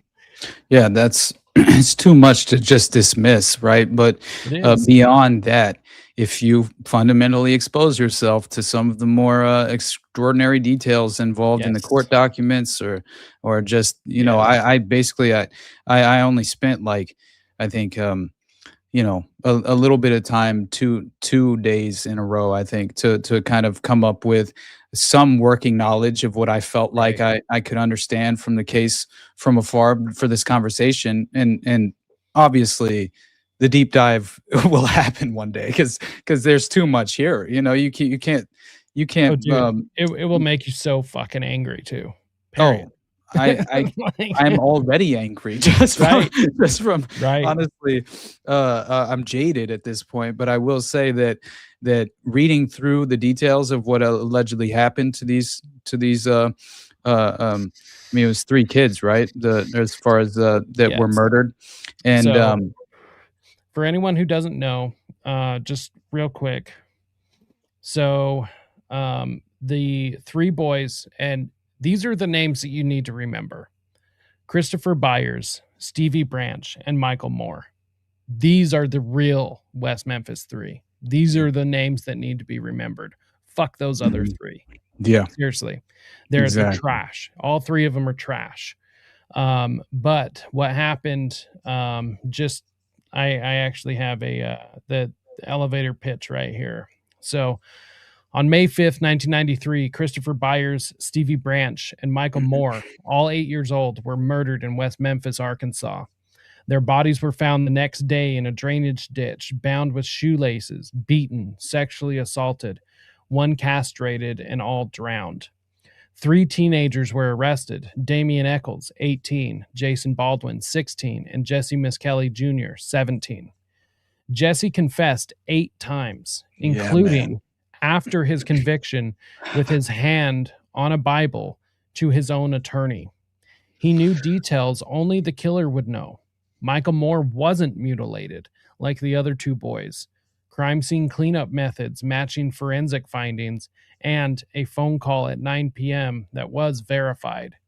Right. Damian Eccles knew autopsy details before they were public. Boys were cut up. One cut up more than the others, may have drowned. He failed a polygraph. Multiple witnesses heard him admit to the murders.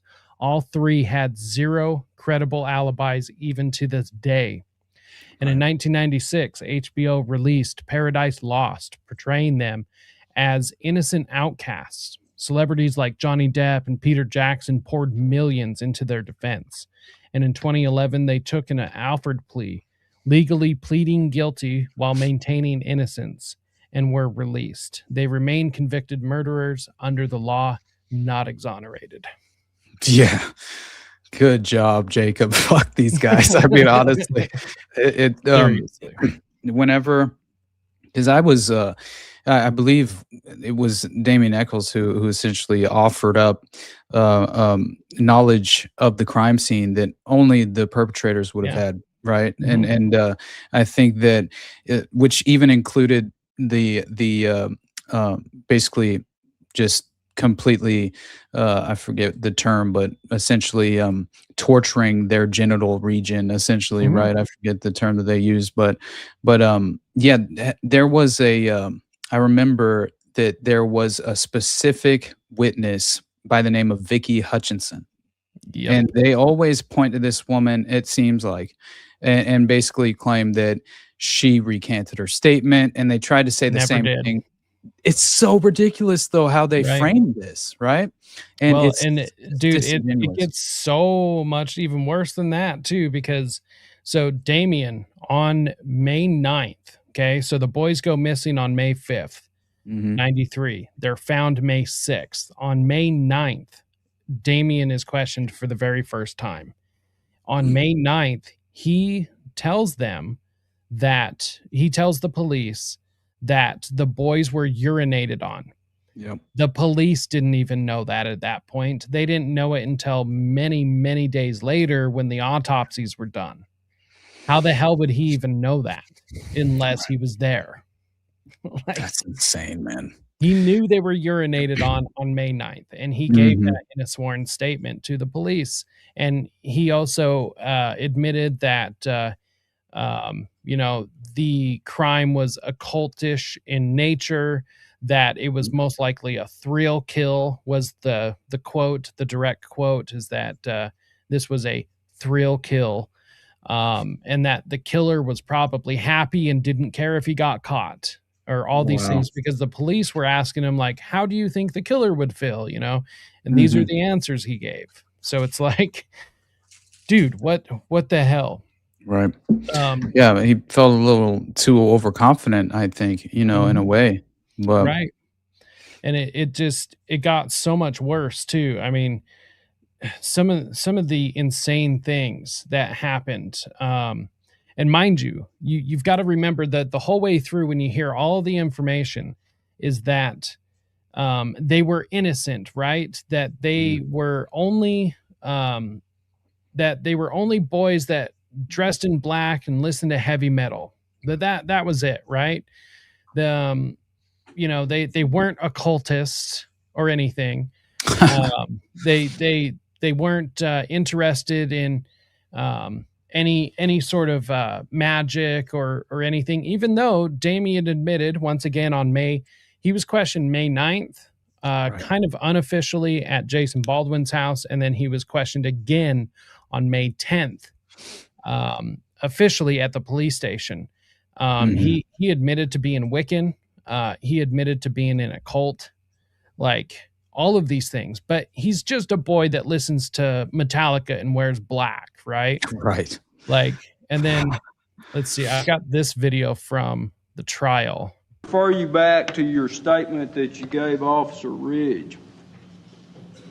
Did you tell him in that statement that you had been a member of a white witch group for 5 years? No, Okay. I've never been a member of any group. And so if he put that in his report, you're saying that's inaccurate. Yes, I am. He made that up. Yes, I am. On question number 9, how do you think it would, the person feels that did this?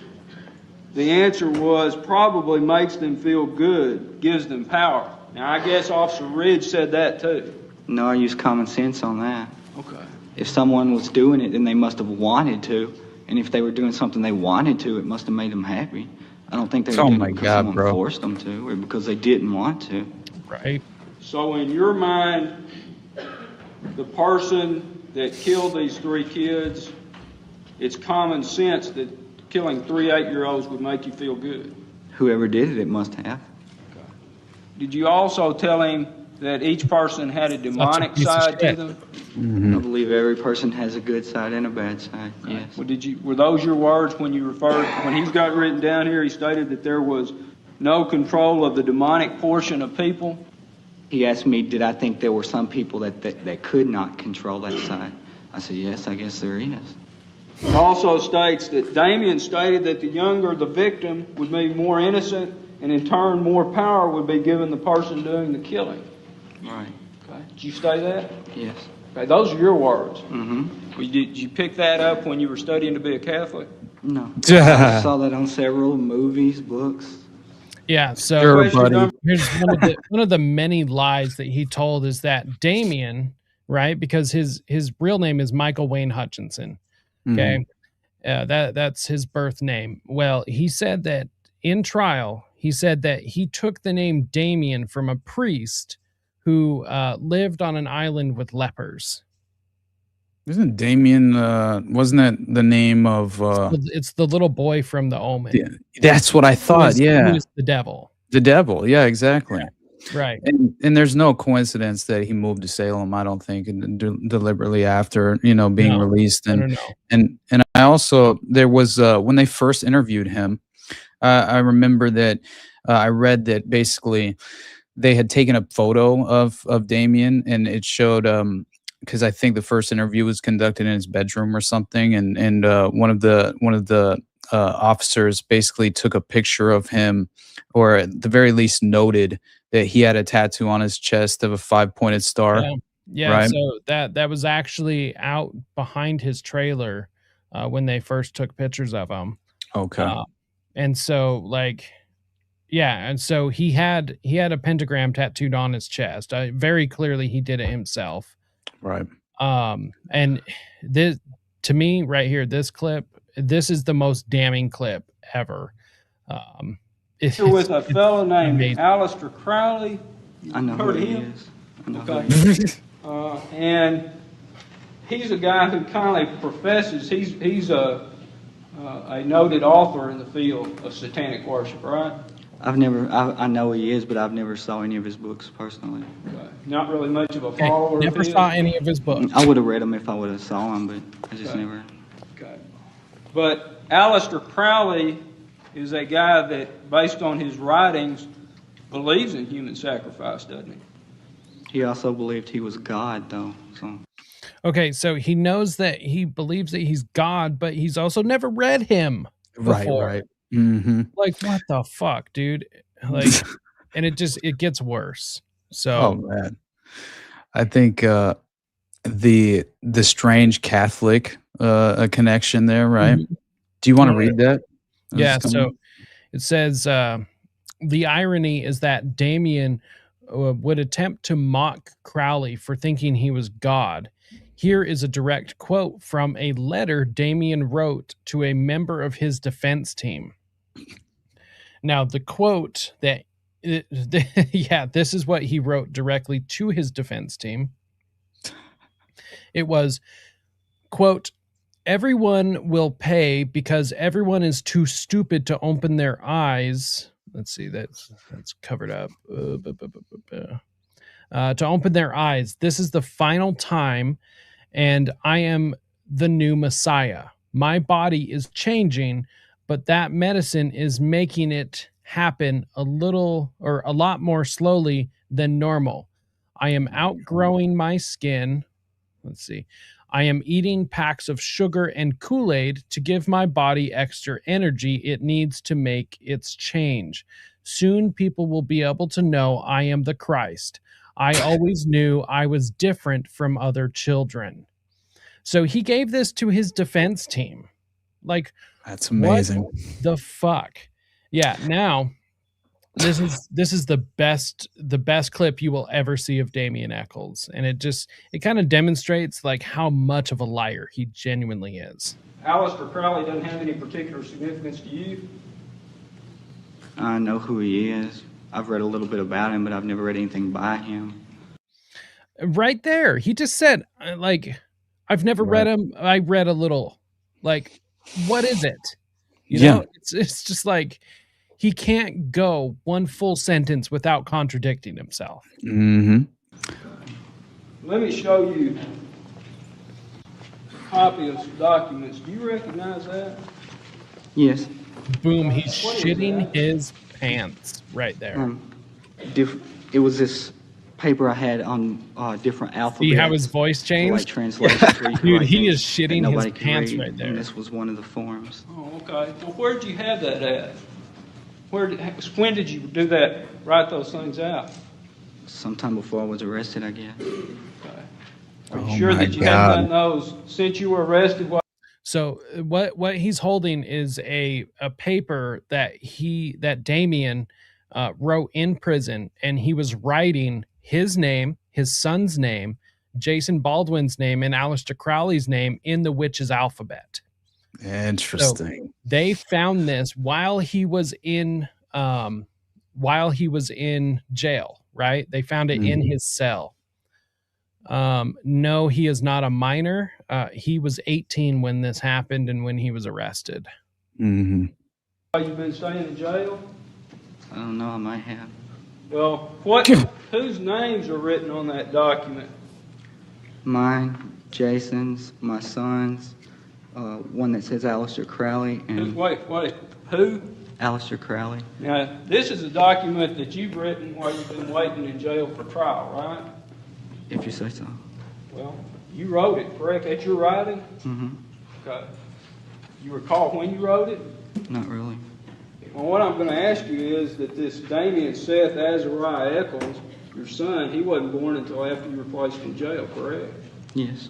Okay. So if you've got his name listed on this document, then this document had to be generated after he was born, right? Yes. Okay. So this is something you've written since you've been sitting in here in jail waiting for trial. Yes. And what you were doing was writing out various names in different type alphabets, correct? From the way it looks here, I was practicing, trying to memorize them. Okay. And one of the names that you picked out to write about was this fellow named Aleister Crowley, correct? Mm-hmm. Is that just a total coincidence? You just pulled his name out of the air? No, it's just the same book that I had with the different alphabets in it. It also had stuff about him in it. Well, did you have the book out there at the time you were doing this? This was just from what I remembered myself, where I was practicing, trying to memorize. Why? It all in my head. You're not an occultist, right? Working on it in your head, and at that point in time, you write all this down from memory? Mm-hmm. The people that are listed on here, you've got your name on here, right? This is and then insane. Jason Baldwin, which is your best friend, right? And then you've got Damien Seth Azariah Eccles. That's your son? Yes, it is. Okay. And then the only other name on this document, besides yourself, your best friend, and your son, is Aleister Crowley, correct? Yes, sir. Dude. Like, dude, what the hell? So, remember, so he is just a fan of heavy metal, listens to Metallica, dresses in black, and is a little weird in the Bible Belt, right? And he's totally just framed by the police. He knows the witch's alphabet by memory, right? Just a sheer coincidence. You don't know the witch's alphabet. Right. That's just so crazy. But I had seen that obviously the Catholicism angle, right? As it has been presented, that he was Pentecostal style church that he was affiliated Right. with. But then I saw that essentially he starts going on a quest. And is this a shoulder tattoo as Yeah, well? this is his tattoos after he got out of prison. So Wow. he's not Jeez. an occultist. That's so crazy to me. He's not an occultist. He just Mhm. likes Metallica and just dresses in black. Well, it's what's I thought was interesting was that he starts to go on this like spiritual journey, right? He's like allegedly questioning he's exposing himself to various different religions like Buddhism and Hinduism and even Right. Islam. And then this is before he discovered Catholicism allegedly. Right. And then for a time he felt that he had found what he was looking for and was baptized and received communion. But no matter how devoutly he studied, the emptiness continued. It was during this time that he changed his name to Damien, after Father Damien, a 19th century Catholic priest who cared for lepers in the Hawaiian island of Molokai. Right. The rumor mill in West Memphis would report that he had named himself after Damien in the series of Omen movies. And now this is the most interesting part to me. Damien still found no comfort in religion or girlfriends. Catholicism was soon discarded and replaced with paganism, which he had discovered after studying Stonehenge and the Druids. That's just insane that obviously he's studying the occult basically, right? Like that's just, I mean, this is the official narrative behind him as well, which is fascinating, that this is how they documented kind of his path spiritually speaking, right? But that's too much for me. And you combine that with that strange witness account that I mentioned from Vicky Hutchinson right earlier. What did she say, man? She decided that apparently, and she even had like her house bugged, right? Wasn't that what happened? Is essentially she let the police basically attempt to get Damien on tape, right? Basically talking about the murders, Right.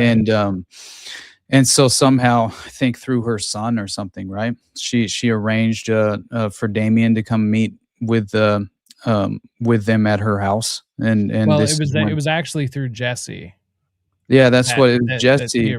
arranged to Okay, meet him. So, and this is so she basically told Aaron Hutchison was her son, right? right. That's what I thought. Okay, Right. Yeah. And so here's another thing to also keep in mind too. By the way, this is a picture of him during trial. This is Wow. to the parents, by the way. Oh my God. Yeah, just because he's on trial for a murder he didn't commit, and Right. right. And so another thing, like, people have got to keep in mind, everyone that knew him and the other three boys, Jesse Miss Kelly and Jason Baldwin, were scared of Damien. Yeah, They were genuinely scared of him. makes sense, man. I mean, it's so Buddy Lucas, the very first guy that Jesse Miss Kelly confessed to, actually lied about the first confession. Okay. And the reason he said he lied about it was because he was scared of Damien. He was scared of what Damien might do to him or his family. Mm-hmm. That was Jesse, right? Yep, Jesse Miss Kelly. The Do one you that think he confessed actually 8 lied though? times. Because that confession, one of the confessions that I read seemed pretty legit. Oh, no. The confessions, I mean, yeah, there are little details, right? Yeah. And if you go through all the confessions and you read them, or get the accounts of them. In fact, Jose and I did an entire show where we went through all 8 confessions, and I broke down all 8 confessions, and they get more accurate as they go on. Right. So that's kind of interesting. But the things that stay the same are the things that stay the same all 8. So it's Right. like you can find a consistent pattern there. right. Yeah, you can rely a little bit more on that. And he knew certain details, like how one of the boys tried to run away, which is who Jesse Miss Kelly tried to catch, which is why his body was further down the drainage. Yeah, that's what I was reading earlier, basically, is that confession. Right. And that's why I walked away from that thinking maybe the pressure was actually to claim it was a false confession. And it wasn't necessarily that he was, maybe he was taking liberties on certain details or whatever. He was, because he was trying to distance himself. Yeah, right? Because he didn't want to be a part of this, because Jesse actually left before the boys were like actually slaughtered. Right. So, and then on top of that, the whole defense for Jesse was that he was retarded. And it's like, no. And in fact, if you go back and go watch Paradise Lost, the first one, there was a clip where Jesse's defense attorney is telling him that if you get a low IQ score on this IQ test, you will not get the death penalty because they can't kill retards, right? Right. And so his defense attorney is telling him this, like, get a low score, get a low score. I'll save you from dying, It's like, why would you do that? Like, unless you were trying to tell him to fake this IQ score thing. And granted, he's not a genius, right? I mean, that's just what it is, but he's not retarded. He's just not. And so they basically, and that's the defense. The people who claim innocence always say, well, he's retarded and the police coerced a confession out of him because he was there for 10 hours. No, he was there for 4 hours at the police station. His dad gave permission because he was 17. And the first 2 hours was a polygraph test. And the last 2 hours was him actually confessing, of which 30 minutes is actually recorded. Right. So, yeah, I think that whenever I actually was I just felt like when I was reading the witness statement and then that confession as well, it seemed to fit perfectly with. I would like to know your take on the cult cop, or whatever he called himself, which I did find very interesting. I felt like what he had to say fit a little too perfectly as far as the pagan symbolism aspect of things, and I think it was. Are you talking about Jerry? Hold on, I'm basically, I wanted to basically say that essentially, well, because the cult cop I did find legitimately, as far as I believe it was, I think there was a testimony that they relied upon as well that was from, I think it was Dale Griffiths or something. Oh, okay, yeah, I know. You know what I'm talking about? Yeah. And then there was basically this individual who proclaimed himself as a cult cop, is what he was claiming, and giving lectures and seminars on this, basically the dangers of adolescents involved in satanic activities.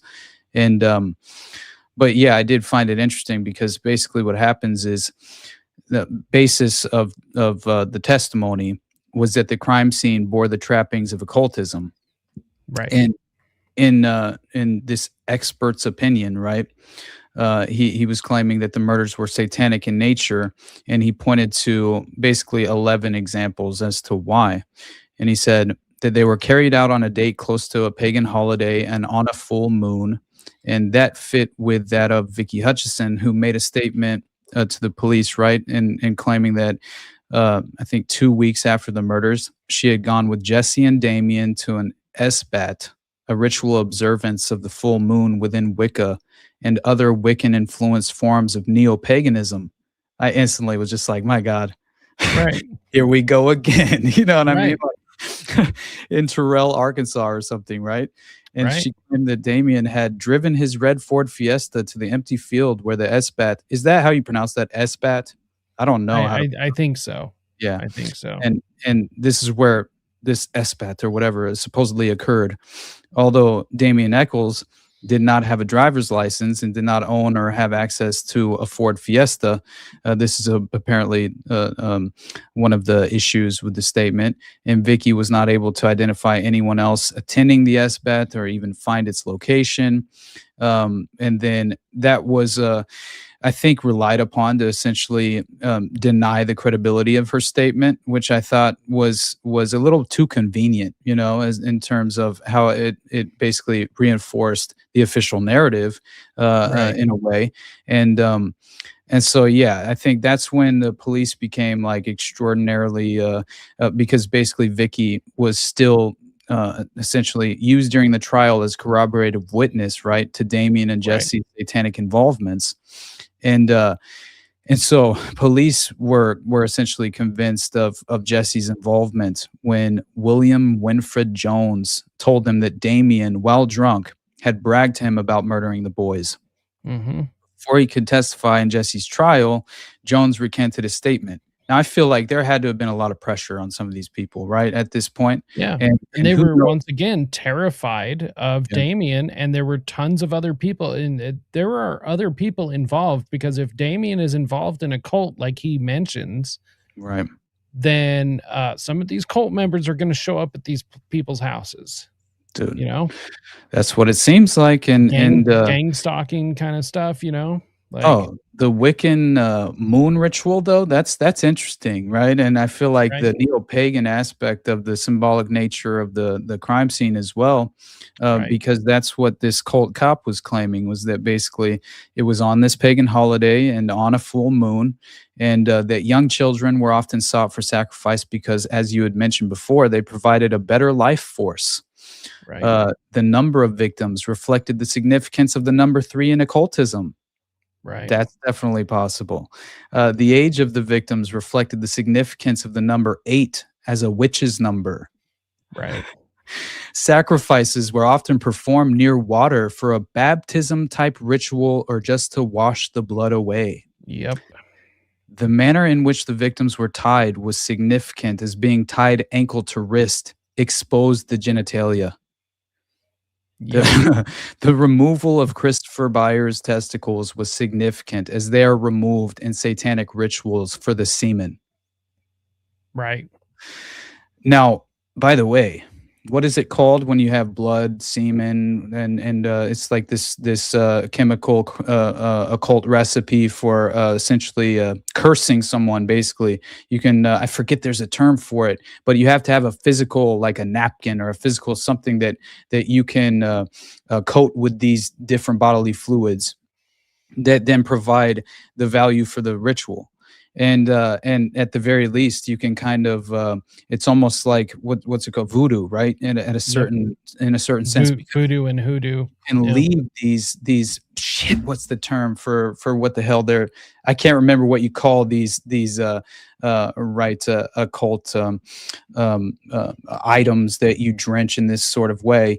But you basically, you conduct the ritual on the item, and then you place the item somewhere in the person's home, somewhere right near to them, and therefore it will take effect, essentially, right? The occult consequential nature of the ritualistic talisman or something. I don't know, that I forget the term for it, but either way, I think it's very possible that maybe even in modern day, people who you might not necessarily you shouldn't be willing to trust those individuals who come around you and with let's just say bad intentions and are clearly acting in bad faith, and then all of a sudden they leave some strange occult omen in your home, and you wonder why you have a string of bad luck. I'm just saying it's possible, right? You never know, and who knows what period blood is a part of this as well, which I think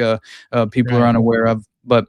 Oh yeah, all types of blood. The blood and sex magic.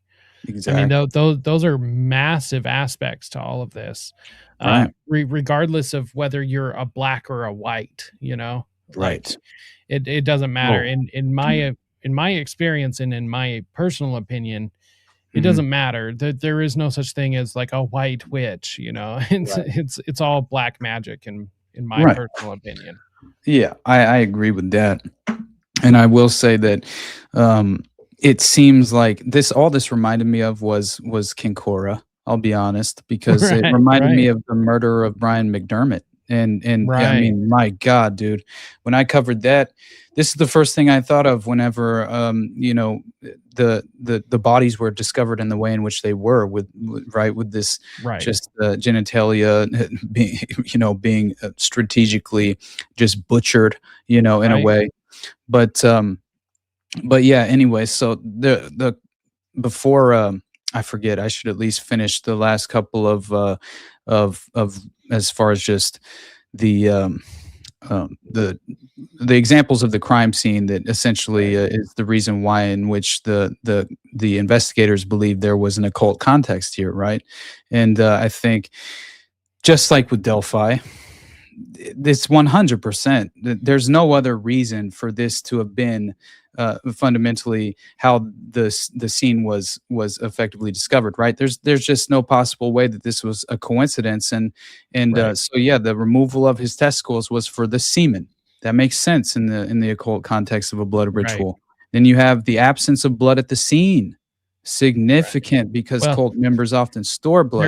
There actually was a lot of blood. They tried cleaning it up. Yes. Okay, so there's they luminol tests, they but they harnessed.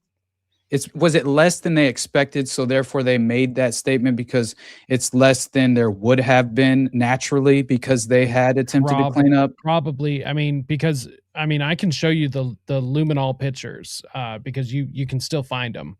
Mm-hmm. But I mean, there's quite a bit of blood. Like it's quite a lot, but I mean, 2 of the boys were mutilated, right? Oh yeah. And so, mm-hmm. So you have one boy who basically bled out from having his junk cut off, right? That's what Jesse stated, right, in that confession, that Baldwin had used the knife to cut the boys' faces and penis area of Christopher Byers. Eccles had used a large stick to hit one of the boys and strangle one of them. After this attack, the boys closed. All 3 guys used sticks to beat him, and in fact, they recovered the sticks. Yeah, all the boys apparently, after the attack, their clothes were removed and they were tied up. Jesse then left the scene, allegedly. He was sure that Christopher Byers was already dead. After, so that makes a lot of sense because it was in his confession that he claims that Jason Baldwin telephoned him very early on in the morning of May 5th. During the course of the conversation, Jason had asked Jesse to accompany himself and Damian Eccles to the Robin Hood Hills area. Initially, Jesse stated that he had gone to the Robin Hood area at about 9 a.m. that day to an area near a creek where he met up with Damian and Jason. They were actually in the creek when the 3 boys rode up on their bicycles.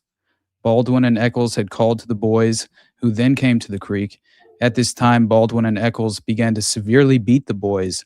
Jesse, claiming to be merely an observer, stated that at least 2 of the boys were raped and forced to perform oral sex on Baldwin and Eccles while these events were occurring. Michael Moore had attempted to escape, but Jesse had caught him and returned him to Baldwin and Eccles. And he goes on to man, he even provides some even more disgusting and depraved details, right, in terms of how they had basically, they were engaging in orgies. This is what he told the police, that they usually met in the woods where they engaged in orgies and initiation rites, which included killing and eating dogs. He stated that at one of these meetings, he saw a photograph that Eccles had taken of the 3 boys and claimed that Eccles had been watching the boys. So they were running a little bit before. So that makes sense. So Damian was actually caught stalking Christopher Byers. Oh my God. Yeah. So, in fact, let me just bring that picture back up that I just had up. Because the point of this is kind of to show what's going on here. So the yellow squares are all, places of interest. Eccles's house, Jason Baldwin's house, and Jesse Miskelly's house. And then halfway in between Damian Eccles and Jason Baldwin's house is Robin Hood Hills. Oh my God. So That's so and crazy. dude, think back to when you were a kid too, and you were hanging out with your friends and you were like, hey, meet me halfway in between our houses. Right, Dude, right. they would have met at Robin Hood Hills, right? Oh, no doubt. Like Yeah, and that's just kind of how it is, that's how things were back then. exactly. I think it was, they got more detailed, right? In one of his Yep. second statements that he made, and he starts talking about how the sexual molestation of the boys. He stated that the boys had been held by the head and ears and forced to perform Yes. oral sex on Jason and Damien. Which matches up with the autopsy reports because there were bruises on 2 of the boys' heads, which were Jesus. consistent with sexual abuse. Yeah. My So, God, man. right. Yeah, I think he even named Stephen Branch and Christopher Byers as the 2 victims who were raped. And he stated that the boys had been tied up with brown rope, and this is what they claim was a contradiction that he had made, right? Because he had later added that one of the interrogating officers testified that according to his notes, Jesse had claimed that Baldwin had called him the night before the murders had occurred and said that they planned to go and get some boys and hurt them. Right. But again, I feel like these individuals seem to be acting in bad faith to some extent. Some of the investigators who are making secondary statements to I think disrupt the perspective of the level of credibility, right? I think Right. that's what it feels like, and all you have to do is insert or inject, essentially. Any sort of misdirected, just to bring the narrative into question, then that's really all you have to do is introduce that concept to the public, and essentially you've achieved your goal, right? Because Right. you muddy the waters just by doing this, shifting your statement around. It just instinctually and inherently, damages the credibility. So I do think that's an issue, but Yeah, I mean, there were definitely some issues on behalf of the police because Mhm. I think like at a certain point, Shit. I mean the police did know that these guys did it, and so you got to think three little boys were like brutally murdered, and then I mean just imagine that picture of Damien coming in and flipping the parents off, and God, just act, and so they're gonna screw up a bit because like they're like emotionally involved at a certain point.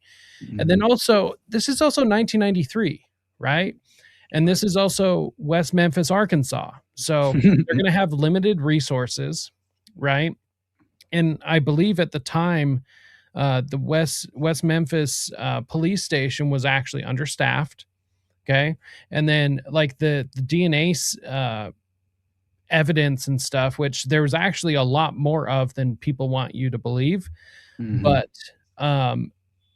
the reality is that it was 1993. DNA evidence is not like a big thing, and also even today, DNA evidence only decides the outcome of like 20% of cases. Like DNA evidence is actually circumstantial evidence. It's not primary. So it's like, you know, Yeah.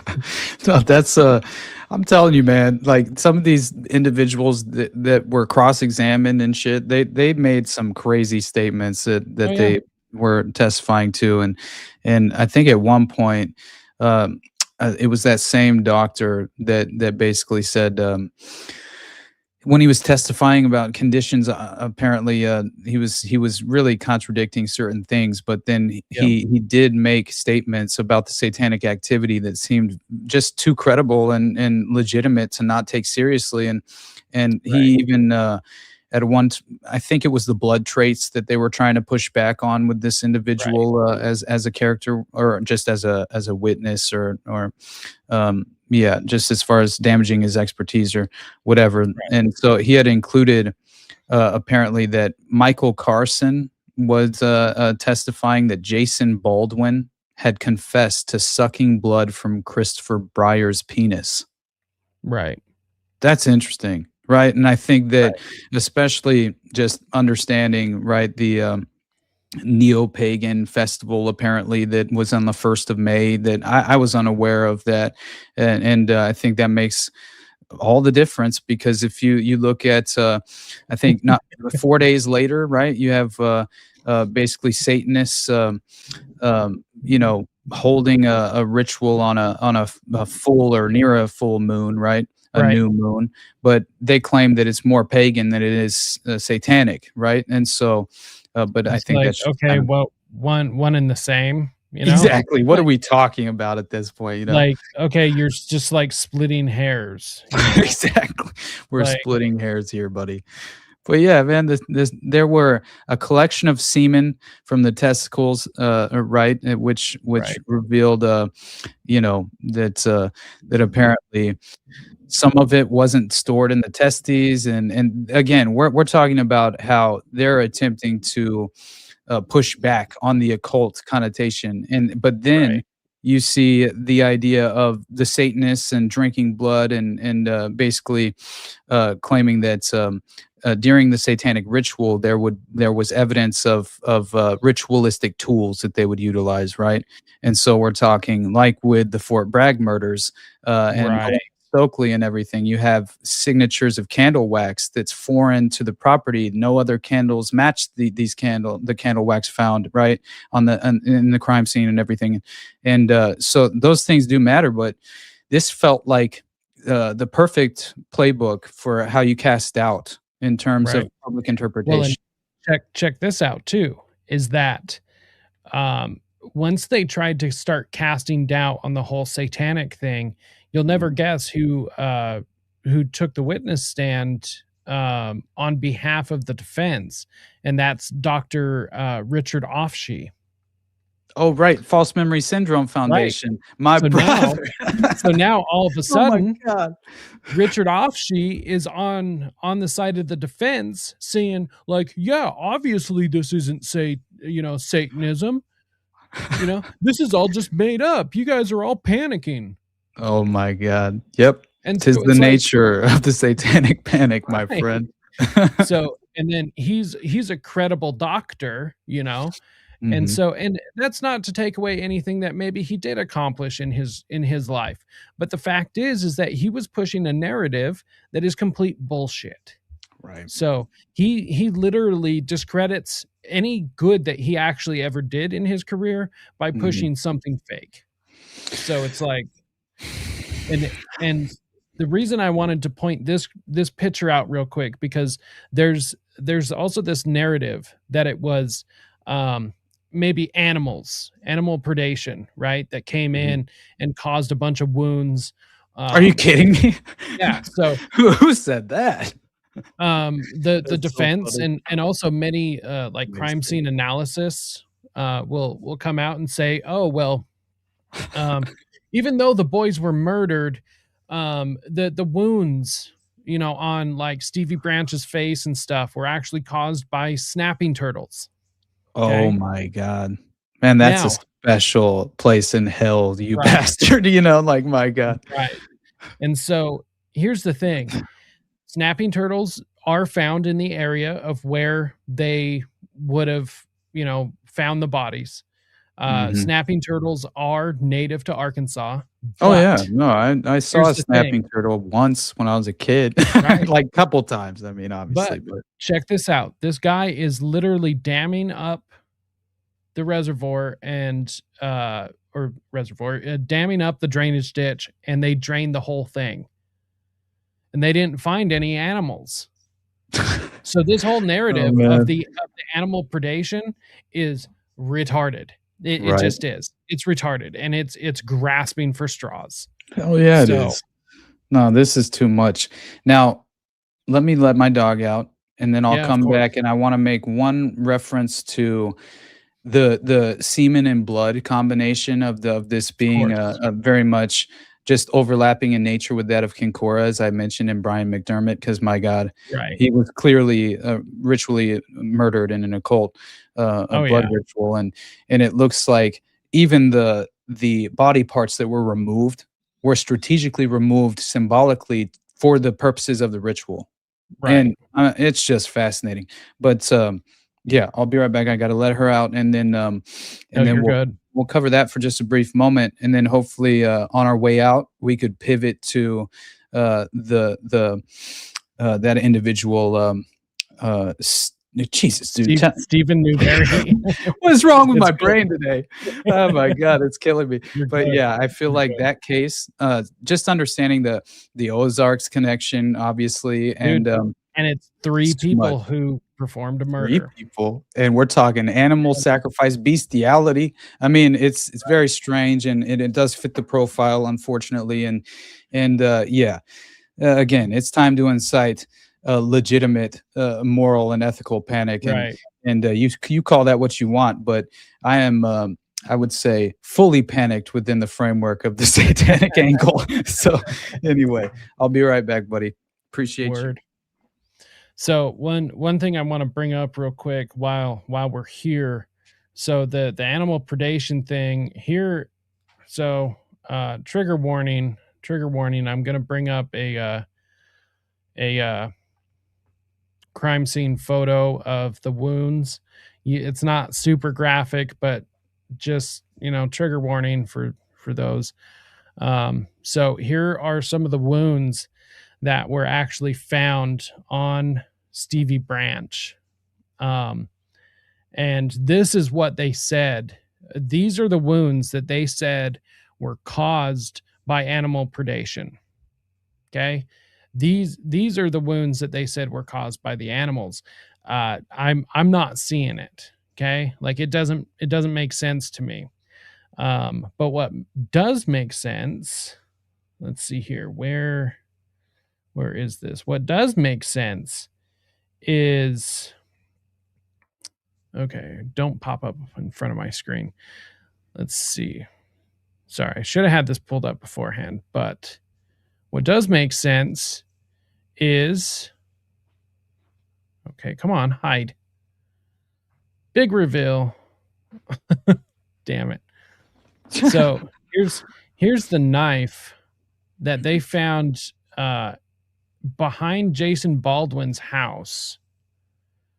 Okay, this is the knife that they found, right?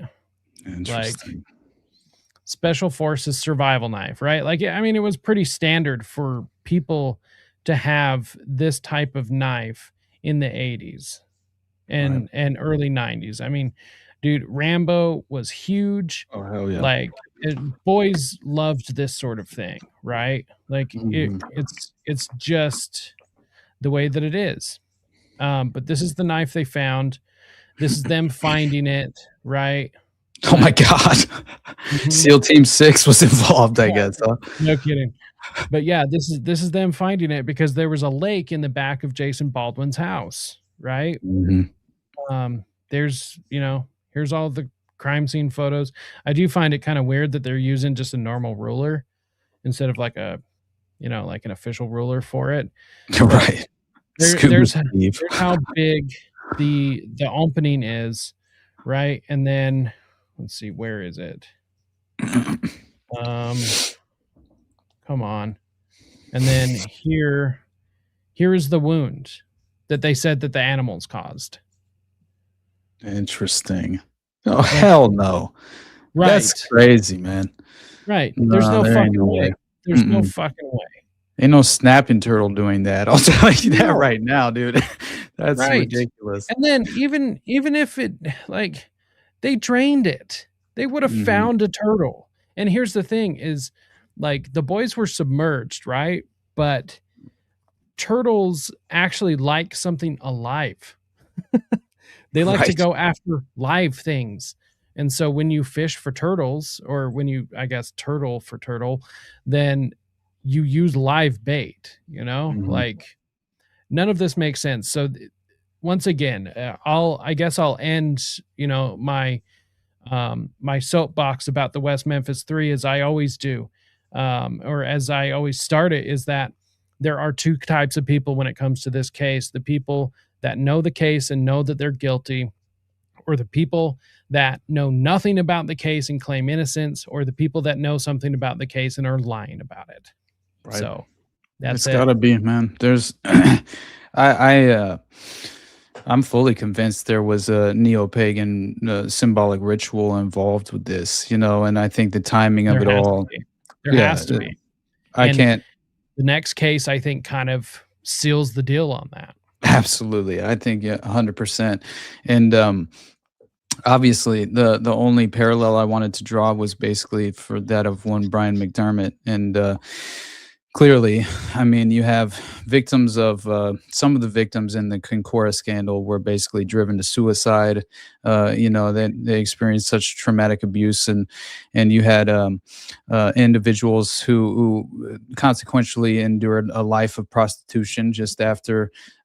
Because were legitimately broken down to that level, right? So where they were willing and seemed like maybe the only path forward for some of the victims as well, a lifelong involved in prostitution. So it's just what they claim is that who was involved with Concora was basically these individuals who essentially had protection from the NIO and MI5, right? And these MI5 officials were basically abusing children as a sick perk of their job, right? Like that's 100% what was happening, and this was a child brothel basically set up to for sexual blackmail purposes. But then you have Alan Campbell, who I believe to be the sick perpetrator, who was the chief suspect in the abduction, murder, and dismemberment of Brian McDermott, who was 10 years old at the time.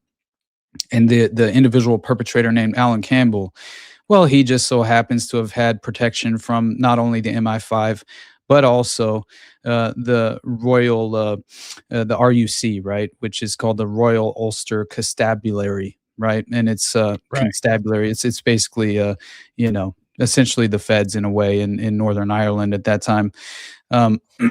So you had all these RUC officers and members of MI5 who were essentially protecting the sadistic murderer who committed a ritualistic killing of a 10-year-old boy, and then they later even try to blame it on one of his family members, and they bring him in as a patsy, and it turns out there was basically. Alan Campbell was essentially a member of a gang which abused the boys at Concora, and basically he also, and all of this was suppressed by the BBC, which is very important, and yeah, it's typical. I mean, this is the very same thing as like the Elm Guest House, the Westminster pedophile dossier. Yep. Same 100%. thing. Yep. And it turns out that most likely like parts of the same network. Exactly. And that's why he has direct friendships and prominent personalities who, like as far as Alan Campbell did, that were essentially sadistic and murderous leaders of something called the Red Hand Commando organization, right? And this is just Gladio, man. It's what it is. And both of those men were key figures in the Shankill Defense Association, the SDA, which again, I just get Belgian Gladio, is all that resonates in my mind, right? And so yeah, you had essentially these individuals protecting Alan Campbell, who was undoubtedly an MI5 agent, in my opinion, and was being utilized as a vital asset. And they called him. They called him the demon preacher, right? And I think that's important, because what effectively happens to Brian McDermott in 1973, he's kidnapped and murdered, and part of his headless corpse was discovered partly charred in a bag in the River Lagan. And 4 other boys disappeared, never to be found, right? And It's I think they were all effectively kidnapped around the same time. It was just like what happened with Jacob Wetterling and Johnny Gosch, same thing. And it kind of makes me think of like the 1977 Girl Scout murders. I don't know if I know about that. Yeah, so I mean, just real quick, like 4 girls were just murdered at a Girl Scout camp in 1977. I believe it's Arkansas. Oh my God! Ohio, or somewhere right there. Yeah. Well, we're gonna have to do a part 2, right? Because I guess that. Okay, cool. This is too large of a subject, unfortunately. I knew that would be the case, but it's better that way, I think, honestly, 'cause Right. that way, you know, and we can, we don't Oklahoma. necessarily. That's right. The Girl Scouts in Okay. Oklahoma. Well, there I you mean, go. it's still right there though. You It's know? right there, man. I mean, my stepdad's from Oklahoma, you know, Right. OKC is like 3 hours from, you know, at most, really, Right. from where I grew up, you Well, and know, see, so. here's the thing is obviously this stuff happens in every state, right? Mhm. And I personally believe that it just really it follows the interstates Oh, because man. that's That's how what you Detective traffic James children, Rothstein said, man. right? That's what Detective James Rothstein said, who was in charge of the, basically that what was it? The New York State Committee on Crime. I can't remember now what they called the group, but he was basically in charge of investigating the child abuse networks that Right. were developed at this time and being facilitated in that area. And he really it was interesting because he was a former military intelligence. And it always blew my mind that he was on the naval intelligence vessel that was first sent down to Cuba in the Bay of Pigs operation during Operation 40. He was on that boat with none Damn. other than Frank Sturgis. So he knew him personally from that boat. Wow. And the fact that when he mentioned the name of the boat to Frank Sturgis, Right. Detective Rothstein was the guy who arrested Frank Sturgis when he went to, Wow. when he went to Marita Lorenz, right? Right. When he went to her apartment and then basically arrested Frank Sturgis because he was going there to commit a targeted assassination on Marita Lorenz. Right. And so it turns out that the only way that he could gain his trust in the context of the interrogation with Frank Sturgis was to drop the name of the naval intelligence vessel that he was also on during Operation 40. And then he goes, "Oh shit, you were on that boat." Get the That's the fuck only outta way he here. would know. Right. And then all of a sudden he became willing to talk to him for a little bit and even Right. mentioned that the Watergate burglary was actually about a list of pedophiles that they were Right. attempting to. Yeah. Anyway, that was just one layered reason, but yeah, it's fascinating to me that James Rothstein traced the process after they Right. uprooted. He claims they uprooted in upstate New York just after Son of Sam, and that essentially through his criminal informants and various individuals who are the reason why they tipped him off to the location of the Devil's Cave in Untermeyer Park, which, by the way, you look at there are sphinxes, there are Freemasonic pillars. I mean, you look at the Untermeyer Park. That I mean, and I forget Frank something Samuel J. Untermeyer, something like that. I forget the name of the guy who owned It's it. a super rich guy. Super Yeah. wealthy. I believe that he had direct connections to this clandestine world. Yeah, I believe he was connected to some sort of fraternal order or like Right. his family was or something. Like I Rothstein remember said he looking up went the to his history of house. it one day. Right. Right. Right. And that they were using the park, basically they would hire MCs like motorcycle clubs to Right. run security for the rituals. And so Right. basically this was also how they would abduct other children or just children without any guardian or parental guardian in place or just out there alone, with a buddy. Right. And all of a sudden you're abducted and sacrificed in an occult ritual.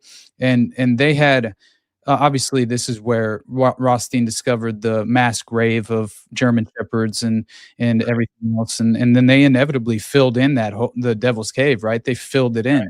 and I think that was to basically, hide all of the evidence in terms of, I mean, come on, the upside down cross, an inverted cross, everything else that was in there. It was clearly a ritual site, and but the point being is that Rothstein traces them going west and also south, right? So there we Right. have layers of local chapters of process members just cropping up overnight in all these various geographical locations. I'm sure it wasn't overnight, but you know what I mean. And Overnight though. yeah, exactly. I Because mean, it almost is. It almost is. that's what it seemed like, especially after New York. after Son of Sam, just as Wayne Williams is basically being railroaded as the lone perpetrator in the Atlanta child murders, you have a local offshoot of the process cropping up in the same playbook. You can see revealed yet again, right? And it's just fascinating. But I'll finally finish this point real quick, and that was basically really just the strange and unique kind of trauma that this body had gone through as far as Brian McDermott. And it's really, according to, and people have said this as far as like question the credibility of John Wedger before in the past. And man, I don't know. You're going to have to provide me with some more evidence that he's not a credible source is all I have to say, because I really, every time I've been exposed to him, it feels like he's legitimately, principled and remains, as far as his integrity is intact, in terms of trying to bring some legitimate accountability and expose the pedophiles and in these elite prominent positions of power. Like, God, man, so he's an ex-Scotland Yard detective. And by the way, they tried to destroy his career, and that goes to show. I mean, all you have to do is point to all the usual suspects where that has taken place, like U.S. Customs Agent Ramon J. Martinez from the Finders, who I still believe to be a hero, just for remaining consistent and never backing down, but also obviously not really, remaining public in this moment. Which how can you blame him? But yeah, I don't know. It's frustrating. So I do effectively trust John Wedger in as much as I trust anyone, basically, right? Right. And he claims there's a certain amount of people that you can trust based upon exactly what happened around them. Right. And that's also the opposite side of that, right? Like, going back to Camp, like the reason why you can't trust him maybe as much as some other people do is just because of his connections, so it's two sides of the same coin. And I mean, there's a tiny sliver of me that does trust Ted Gunderson in some of the things that he says. Oh yeah, certain. I know true, 100%. right? Yeah. But I know, it only dude. goes so far. So it's just like, there's still people at certain levels. Like, I don't know. I tend to trust like Yiki, like a lot, because the fact that he was taken out. I tend to trust Gary Webb because he was taken out. Exactly. Danny Castellero. All the guys who essentially fall into the category of worst case of suicide you've ever seen, 2 shots to the back of the head or whatever, it's like, my God, how many times? Those are the guys that I legitimately, no more heroes, but somehow you got to have someone that you can fundamentally hope for the best in terms of keeping them on some sort of pedestal as a source in a way without, disregarding. Well, we have to. We have to, otherwise there's no point in doing any of this. Right. And because the reality is there is an objective truth out there. And the objective truth is that, children are being harmed. They have been harmed.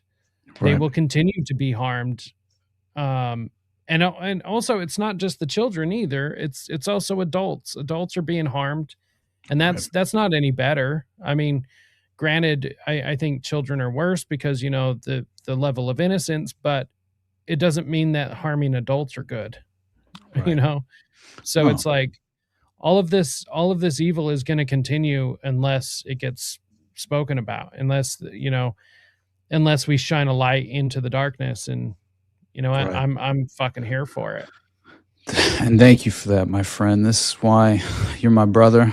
And I got nothing but love for you, because I'm telling you, anyone who's willing to just objectively ask these questions, and I think, as I said before, we have no right to essentially remain ignorant and turn a blind eye to the plight of these child victims.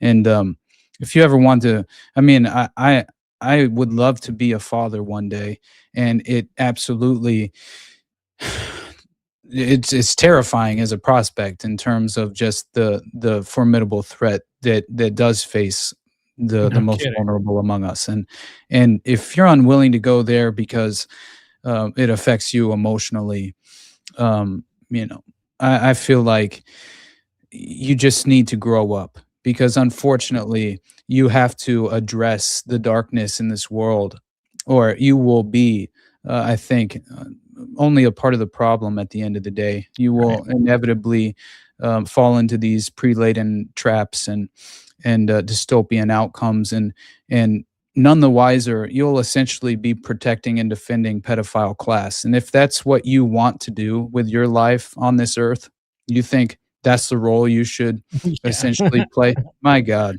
then you've again, you've been taken for a ride, like I said last night. And man, as far as somebody had mentioned that oh, it was this guy right here, Huggy Bear. What's up, dog?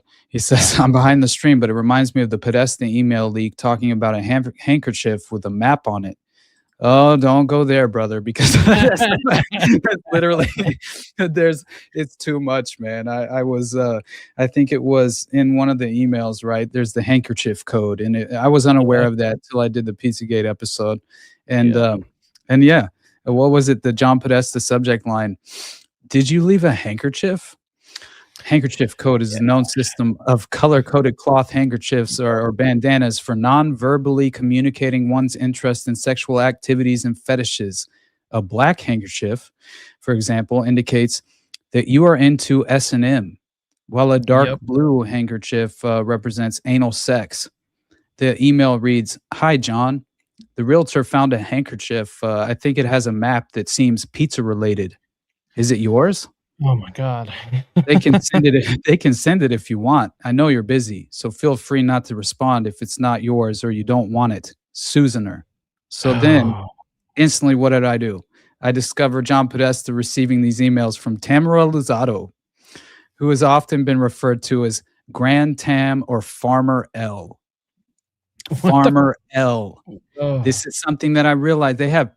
Basically, they have pedophile farms. That was something that I didn't understand until I discovered that strange connection to the Finders, which absolutely blew my mind.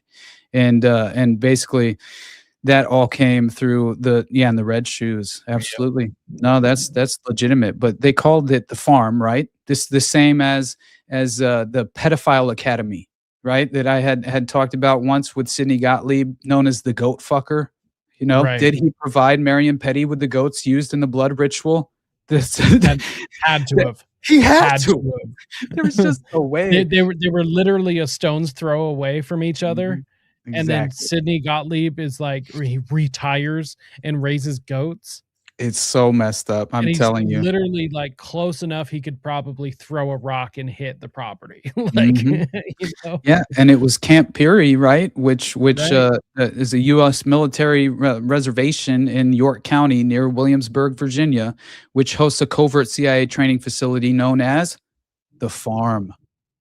This is the same place that Sidney Gottlieb, you know, he calls his place the Farm, which is effectively known as a pedophile academy, and so they say that these entrapment tactics were used by a small ultra-right clique in Belgium since at least the 1970s, and may have been a direct copy of the tactics developed by the CIA under Alan Dulles, Sidney Gottlieb, and Richard Helms in the 1950s. So it was, this is a quote from CIA Assistant Deputy Director of Operations, Robert Crowley. You ready for this? "Oh, we do have our stable of weird people working for us. Did I ever tell you about the pedophile academy? We actually had one down at Camp Peary, right near the CIA's, you know, Jim Critchfield's place. I don't know if you're aware of it, but we call it the Farm. And it was supposed to be a secret training center for young agents. Anyway, Alan Dulles set up this training center down there for pedophiles. They were in training to seduce, molest, and most especially, photograph the young children of targets. Not only, Alan reasoned, would our graduates have a spanking good time, but they could get wonderful action pictures of the wee ones to blackmail their families with. I understand they broke it up when one of the graduates nailed a CIA deputy director's son at a summer camp. Oh, and we mustn't forget the Goat Boy. That's the strange Dr. Sidney Gottlieb. We called him that because he lived in a hovel and kept a bunch of goats around. He used to have sexual affairs with them. So I'm just like, what are we dealing with, right? These Right. people aren't human. I just like, I understand that humans can possess dark, sinister depravity, you know, but this is another level, man. You know, and it's something that I can't personally comprehend, let alone conceptualize. Yeah, it's same because I mean, like, yeah, I don't even know what to make of this because this is just true evil. Like I can't think of any other way to like put this. No, man. You know, it's just like a level of depravity and degeneracy that, I mean, it makes, you know, the story of like Sodom and Gomorrah seem like a fucking Sunday school teaching, you know? I mean, it literally is. Sodom and Gomorrah is literally taught in Sunday school, but this would make, you know, like King Solomon blush, you know? It's like, dude, we reside in ancient, I mean, we reside in modern Babylon. That's what it feels like. 100%. Right? Yeah. This is the inverted moral landscape. And they are effectively seducing individuals of the general public to essentially defend and facilitate their degenerate actions. And that alone. I mean, my God, man. And people have the willingness to just disregard and discredit Pizzagate at face value. That's the reason they created the term. It's what we're talking about in this very moment. That is just Satanic Panic 2.0, my friend. I mean, what else can we say it is?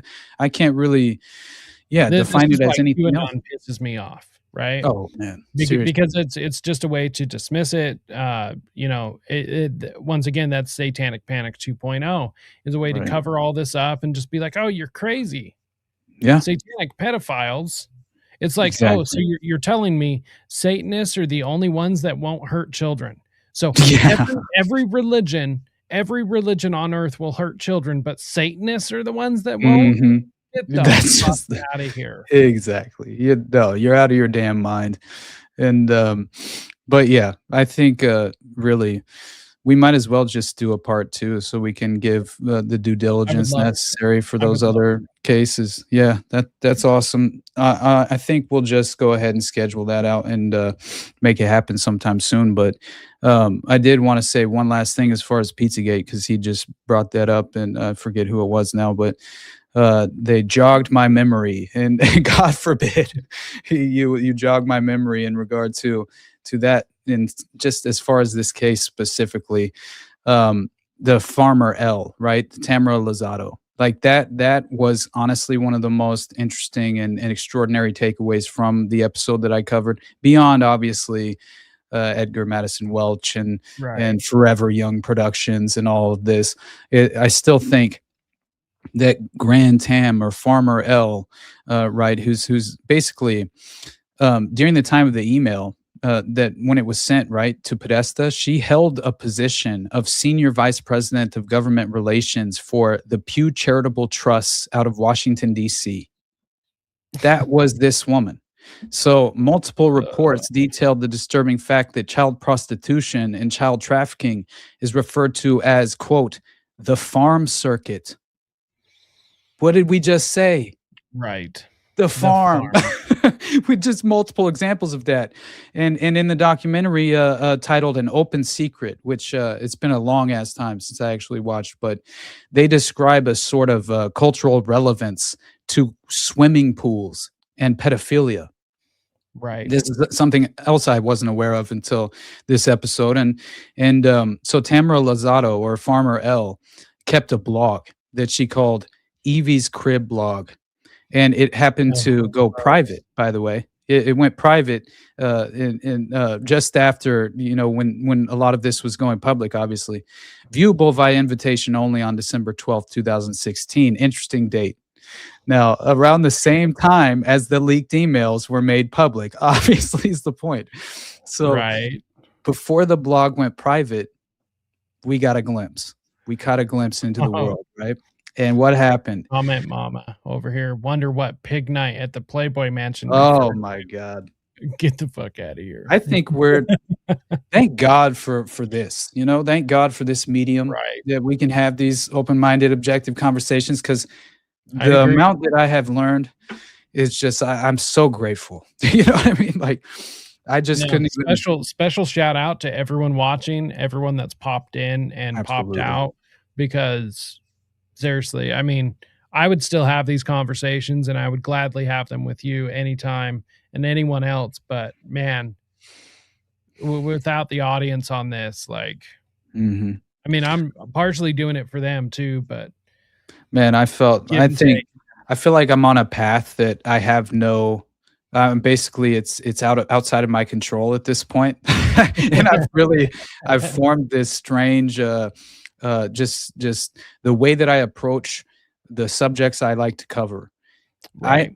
I really try and go with my gut and find out, where these, essentially that's been my process throughout this entire experience. And I think this is the reason why, just as far as like, I only cover what I find to be fascinating. And if I think, oh my God, this feels like a smoking gun, I'm going to put it in there, and I'm going to do my best to find the most, credible window that I can offer in order to present this information.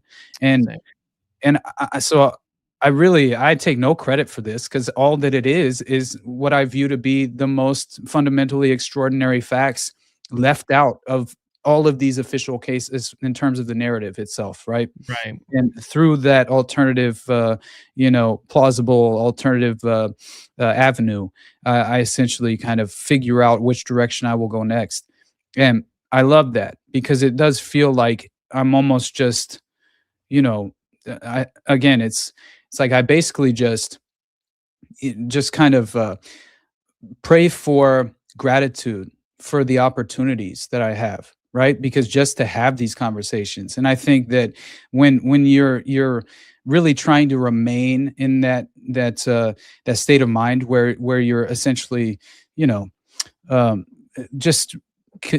I would say consistently viewing the world through this attitude of gratitude, then it allows you to not quite have the, I don't know, emotional, just devastating falling out in terms of how a lot of this can ultimately affect you. Now, I think you have to have, obviously, a group of individuals surrounding you at a certain level where you can have those conversations in an honest and objective way, or otherwise, if not having stability or someone to rely upon, and then I think you're far more liable to essentially, just start. I don't know. The demoralization might legitimately take root. Is the only point that I'm trying to make. But anyway, I'm just rambling at this point. But I will say that the only point I want to make remaining in terms of this Evie's Crib blog is disgusting, and I might as well finish the actual, most extraordinary fact. But anyway, so it goes private, right? And the pictures were archived, okay, at this point, because before the blog went private, the pictures were at least archived and exposed an unusual picture of Tamara surrounded by young children. And above the picture, it reads, Grand Tam and the Lusatettes. With a headline under Evie's Crib that says, Evelyn is growing up. Soon she will be the queen of the entire US of A. Right now, for a limited time only, you can spend some time with her online, raw and uncut. Take advantage of this now, as in the future she will have the power of life and death over you. In the email Tamara Luzzatto sent to John Podesta, she tells him, quote, I'm popping up again to share our excitement about the reprise of our gang's visit to the farm in Lovettsville. We plan to heat the pool, so a swim is a possibility. Donnie will be the Uber service to transport Ruby, Emerson, and Maeve Luzzatto, 11, 9, and almost 7, so you'll have some further entertainment, and they will be in the pool for sure. I am CCing Trudy to repeat the invite and sending pining wishes you could come to Rima, John P., and Lori and Chris. So that's just one example, right, of how the hell these individuals are legitimately using this coded language, to hide in plain sight. And even during Pizzagate, people have the audacity to just float off like it's nothing. And you know what I was thinking about the other day was the whole spirit cooking thing. Oh man, Marina. Right. And it's like that just got blown off like it was nothing. And it's like, do you realize exactly how strange that actually is? This is not normal. No, man. No, it's not. And Like- Abramovich, man, she got her own specific chapter in the Podesta connections of Right. Pizzagate, obviously. Dear Right. Tony, she says, I'm so looking forward to the spirit cooking dinner at my place. Do you think you will be able to let me know if your brother is joining? All my love, Marina. It's just like, my God, dude. And what is Right. spirit cooking refers to a sacrament in the religion of Thelema, which was founded by occultist Aleister Crowley and involves an occult performance during which menstrual blood, breast milk, urine, and sperm are used to create a piece of artwork. The original idea, artwork, yeah. The original idea was that the fluids would provide a medium connecting spirits to the material world. Man. Sounds like fucking magic to me. It's Sounds like a ritual to me. Black magic, my brother. Right. Yeah. Which is just crazy to me. So I got this quote pulled up. I wanted to make sure and read is from William Sargent. And it says, the methods of religious initiations are often so close to modern political techniques of brainwashing and thought control that one sheds light on the mechanisms of the other. My God. Like that is just they say it out loud. They're perfectly in my opinion, they're proud and overconfident as well. But yeah, it's just like not Damien so. flipping off the families. Exactly. Exactly. It's just like they don't hide it other than I think so. I just had a great conversation with William Ramsey about the occult connection to the West Memphis 3, right? And he brought it to a beautiful conclusion, is that it seems like the Ash experiment, where the entire group says that line A is the longest one when actually it's line C. Oh my God. But then the one person that understands that line C is the longer one goes along with the group because that's what the group says. So basically everyone says, oh, spirit cooking's normal. So all of a sudden it becomes normal because the group says it is. But we all know it's not, right? Or the satanic ritual abuse is not happening. But we all know it is because we see it and we hear about it, but the group says that it's not happening. So we just, okay, it's the Ash experiment en masse. Man, I think brilliant. That's what it comes down to. Yeah, honestly, I do. And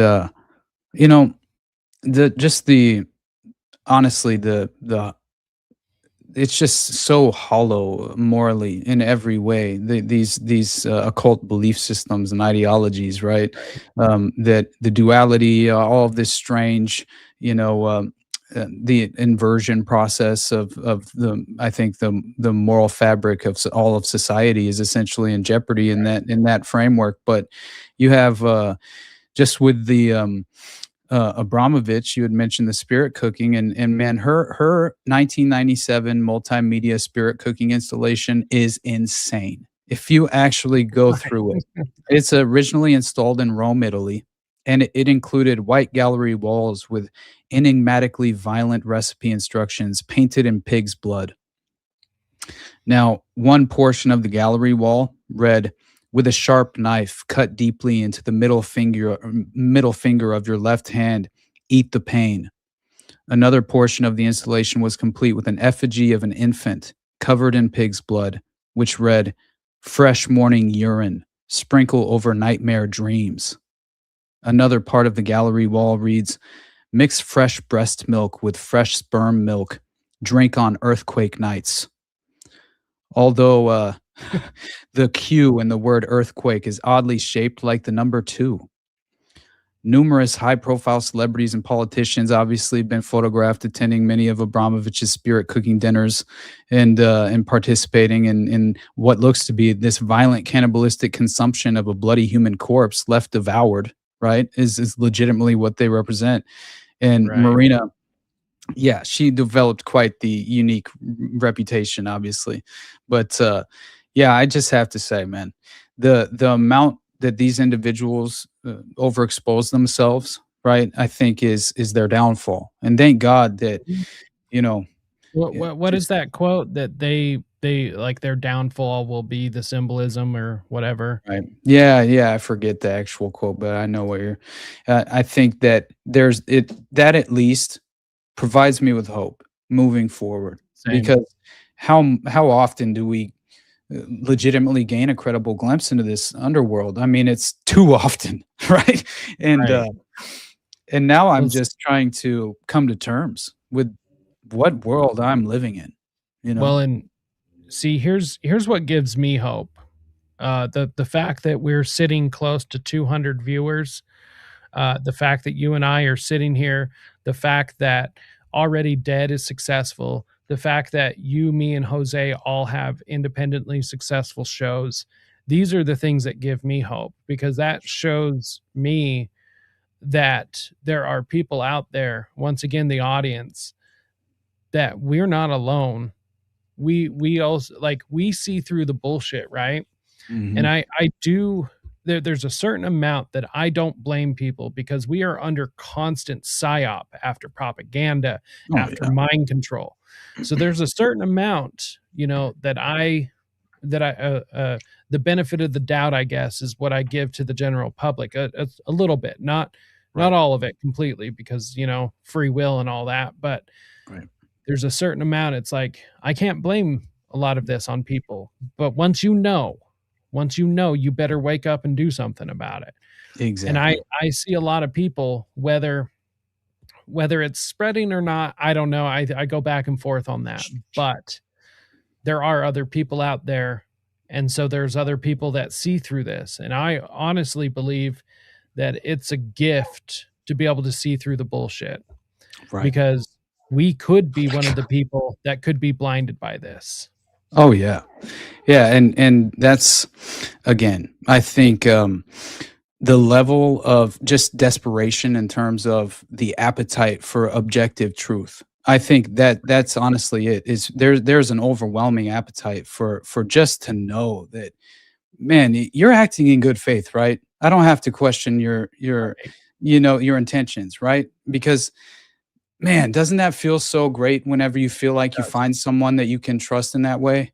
And Oh, yeah. because I feel overexposed to the latter, right? And I am so sick and tired of trying to discern for myself, right? And so honestly, because this is the position that we're unfortunately put in inherently due to the power paradigm and the level of propaganda. But the point being is that what provides me with the hope is that you can easily witness for yourself the level of just desperation and, the extraordinary appetite for objectively pursuing the truth in this moment, and Right. being able to acknowledge the fact that you aren't trying to deceive me. You're just legitimately learning. That's how I feel. Everything that I present, I'm learning from myself. And these are basically the most extraordinary points that convinced me otherwise. Right. And that's what I would hope to share with any and all of you as often as I can, and hopefully in the most efficient and effective way. But it's not always the case. You know what I mean? But still, the hope lies in the willingness and desperation to legitimately, find individuals who have integrity intact and are legitimately pursuing the truth with the best of intentions, and only hope for the best in terms of global society in general. Like that's my whole point last night, discussing ideological differences and the level of eagerness in terms of individuals captured by ideology, being willing to sacrifice their opposition or enemy in those terms. Man, you're sick. You're sick, and you're entirely, I would say, just fraught with a mind disease, right? It, like, legitimately at this point, it feels like, It's like spiritually sick. Yes. Like this is the sort of stuff that makes me believe in spirit, Yeah, like exactly. this is battle on the spiritual realm, because I mean, it's in the physical as well, but Right. it's so much more than that. Exactly, man. It's the battle for the mind and the spirit and the body. And Right. it's just And that trinity that I don't know, dude. It's just wild. It's wild to I me. agree. And the fact that we can see it, like I said, I think it's a gift. I think it's a gift. It's kind of a curse, 'cause we can see it and other people can't. But Exactly. also, I try not to make things like too religious or whatever, because whatever, every individual path is whatever, each person's individual path. But in the Bible, it does say that there are people who do have the gift to be able to see through the lies and Mhm. the deception, and that at some point the entire earth will be shoved into that. And the cognitive dissonance that people are going to experience, it's going to be so painful. And Oh, yeah. so basically, the people that can see through the deception are actually brought here to try and prevent that and wake up as many people Mhm. as possible. And so it does kind of feel like we're on a greater mission to spread the word as far as we possibly can. And Yeah. honestly, I'm honored to be able to do this with you and share this with everyone here. Man, thank you, brother. And I feel the same way. I just feel like we're finally past the point, as in terms of, I think people are now far more willing than ever before to confront the existence of evil in a real way. Oh, And yes, I would thank agree. God for that. It's like, honestly, I think we're far beyond, the point in which I feel like that is necessary. But thank God it's happening at a certain Right, extent. And so once again, we're forced to acknowledge the darkest, abhorrent phenomenon we should never be willing to accept, right? right. And that is, yeah, it leaves us with no other option than to expose the corrupt nature of the state, honestly. And Amen. so yeah, as much as I feel black pilled sometimes, I I am filled with hope and inspiration to keep on this path. And it's because of conversations like this, man. So Right. thank you, brother. And Yeah, let's get a anytime. part 2 scheduled ASAP, and we'll get to have a little bit more fun, getting into more of the details. And hopefully I haven't eaten all day, so I'm about to die. And hopefully my ideas will be a little bit more free flowing and accessible the Right. next time around. I won't be, yeah. Anyway, I feel No, like I'm hallucinating. I think you did a good job. But yeah, let's wrap it up here, and Sounds good, buddy. let's get a part 2 going, because I think it really is worth it to spend the time to look at Stephen Newberry. And I Absolutely. mean, dude, we could do a whole episode just on McMartin itself. I So, agree. Yeah. like, Yeah, I agree. that's why I haven't even touched McMartin on I my didn't channel touch it yet. either. Oh, really? That's I Hey, man. haven't touched it yet, because I just know, well, and I know what's gonna come, like, when I do it. Like, the haters are Mhm. coming out of the woodworks. Oh, man. And So it's a tough one too, you know? oh, yeah. Oh, yeah, And that's, it's there's a tricky. few of those. Yeah, and So I will say, all right, nothing but love, brother. And again, this reminded me of Hosanna, the Hosanna church scandal as well. Just the right. details there, they overlap so directly with the details we were kind of describing in terms of these other cases. But anyway, I love all of you, and I cannot thank you enough for being willing to, and just be open-minded, remain open-minded, and then also to question sources and reflect on your own ideas. I think, Right. man, those are the most beautiful kind of people that I want to surround myself with as often as possible. So again, I love you, Jacob, and I love all of you in the You chat, too, bro. and And I hope nothing but the best for all of you and your families as well. And yeah, we'll get this scheduled. And then also, just for everyone, so you know, I think as of now, I should be also doing another show with Richard Gage tomorrow on 9/11. So that'll be very interesting. If for some reason we have to reschedule, I'll let you all know. But that, as of now, that's the plan. So I think tomorrow around noon, I'm supposed to have a Richard on, so we'll have a fun conversation. But yeah, you got anything you want to plug, and then we'll get out of here, my friend. Yeah, so I mean, every Wednesday on my channel is Satanic Panic is Real, is the series that I'm running with. It's going to end up being hundreds of episodes because we're going through every last brick of the Satanic Panic. And then typically I do shows Monday, Wednesday, and Friday, and then not to mention Already Dead on Tuesday. So I've got a pretty stacked week usually. But the best place you can find me is allmylinks.com/rise to liberty. Find me on X, Instagram, Telegram, all the places, Spotify, Apple, all the places. It's anywhere Rise to Liberty, or you can go to risetoliberty.store and go pick up some sweet merch. So, oh yeah, I've been trying to put all those links that you just mentioned in the below in the details. So if anybody needs to check those out, they're easily available. So I appreciate you, brother. And again, everyone, as we remain in the underclass, right, moving forward, we can at least consistently have conversations worthwhile, poking holes and drawing attention to, honestly, the most sinister agenda that is active and obviously alive and well and affecting and plaguing all of modern society. So I appreciate you all, and I hope you have a wonderful rest of your day. So have a good night. Jacob, thank you again, my friend. Anytime, brother.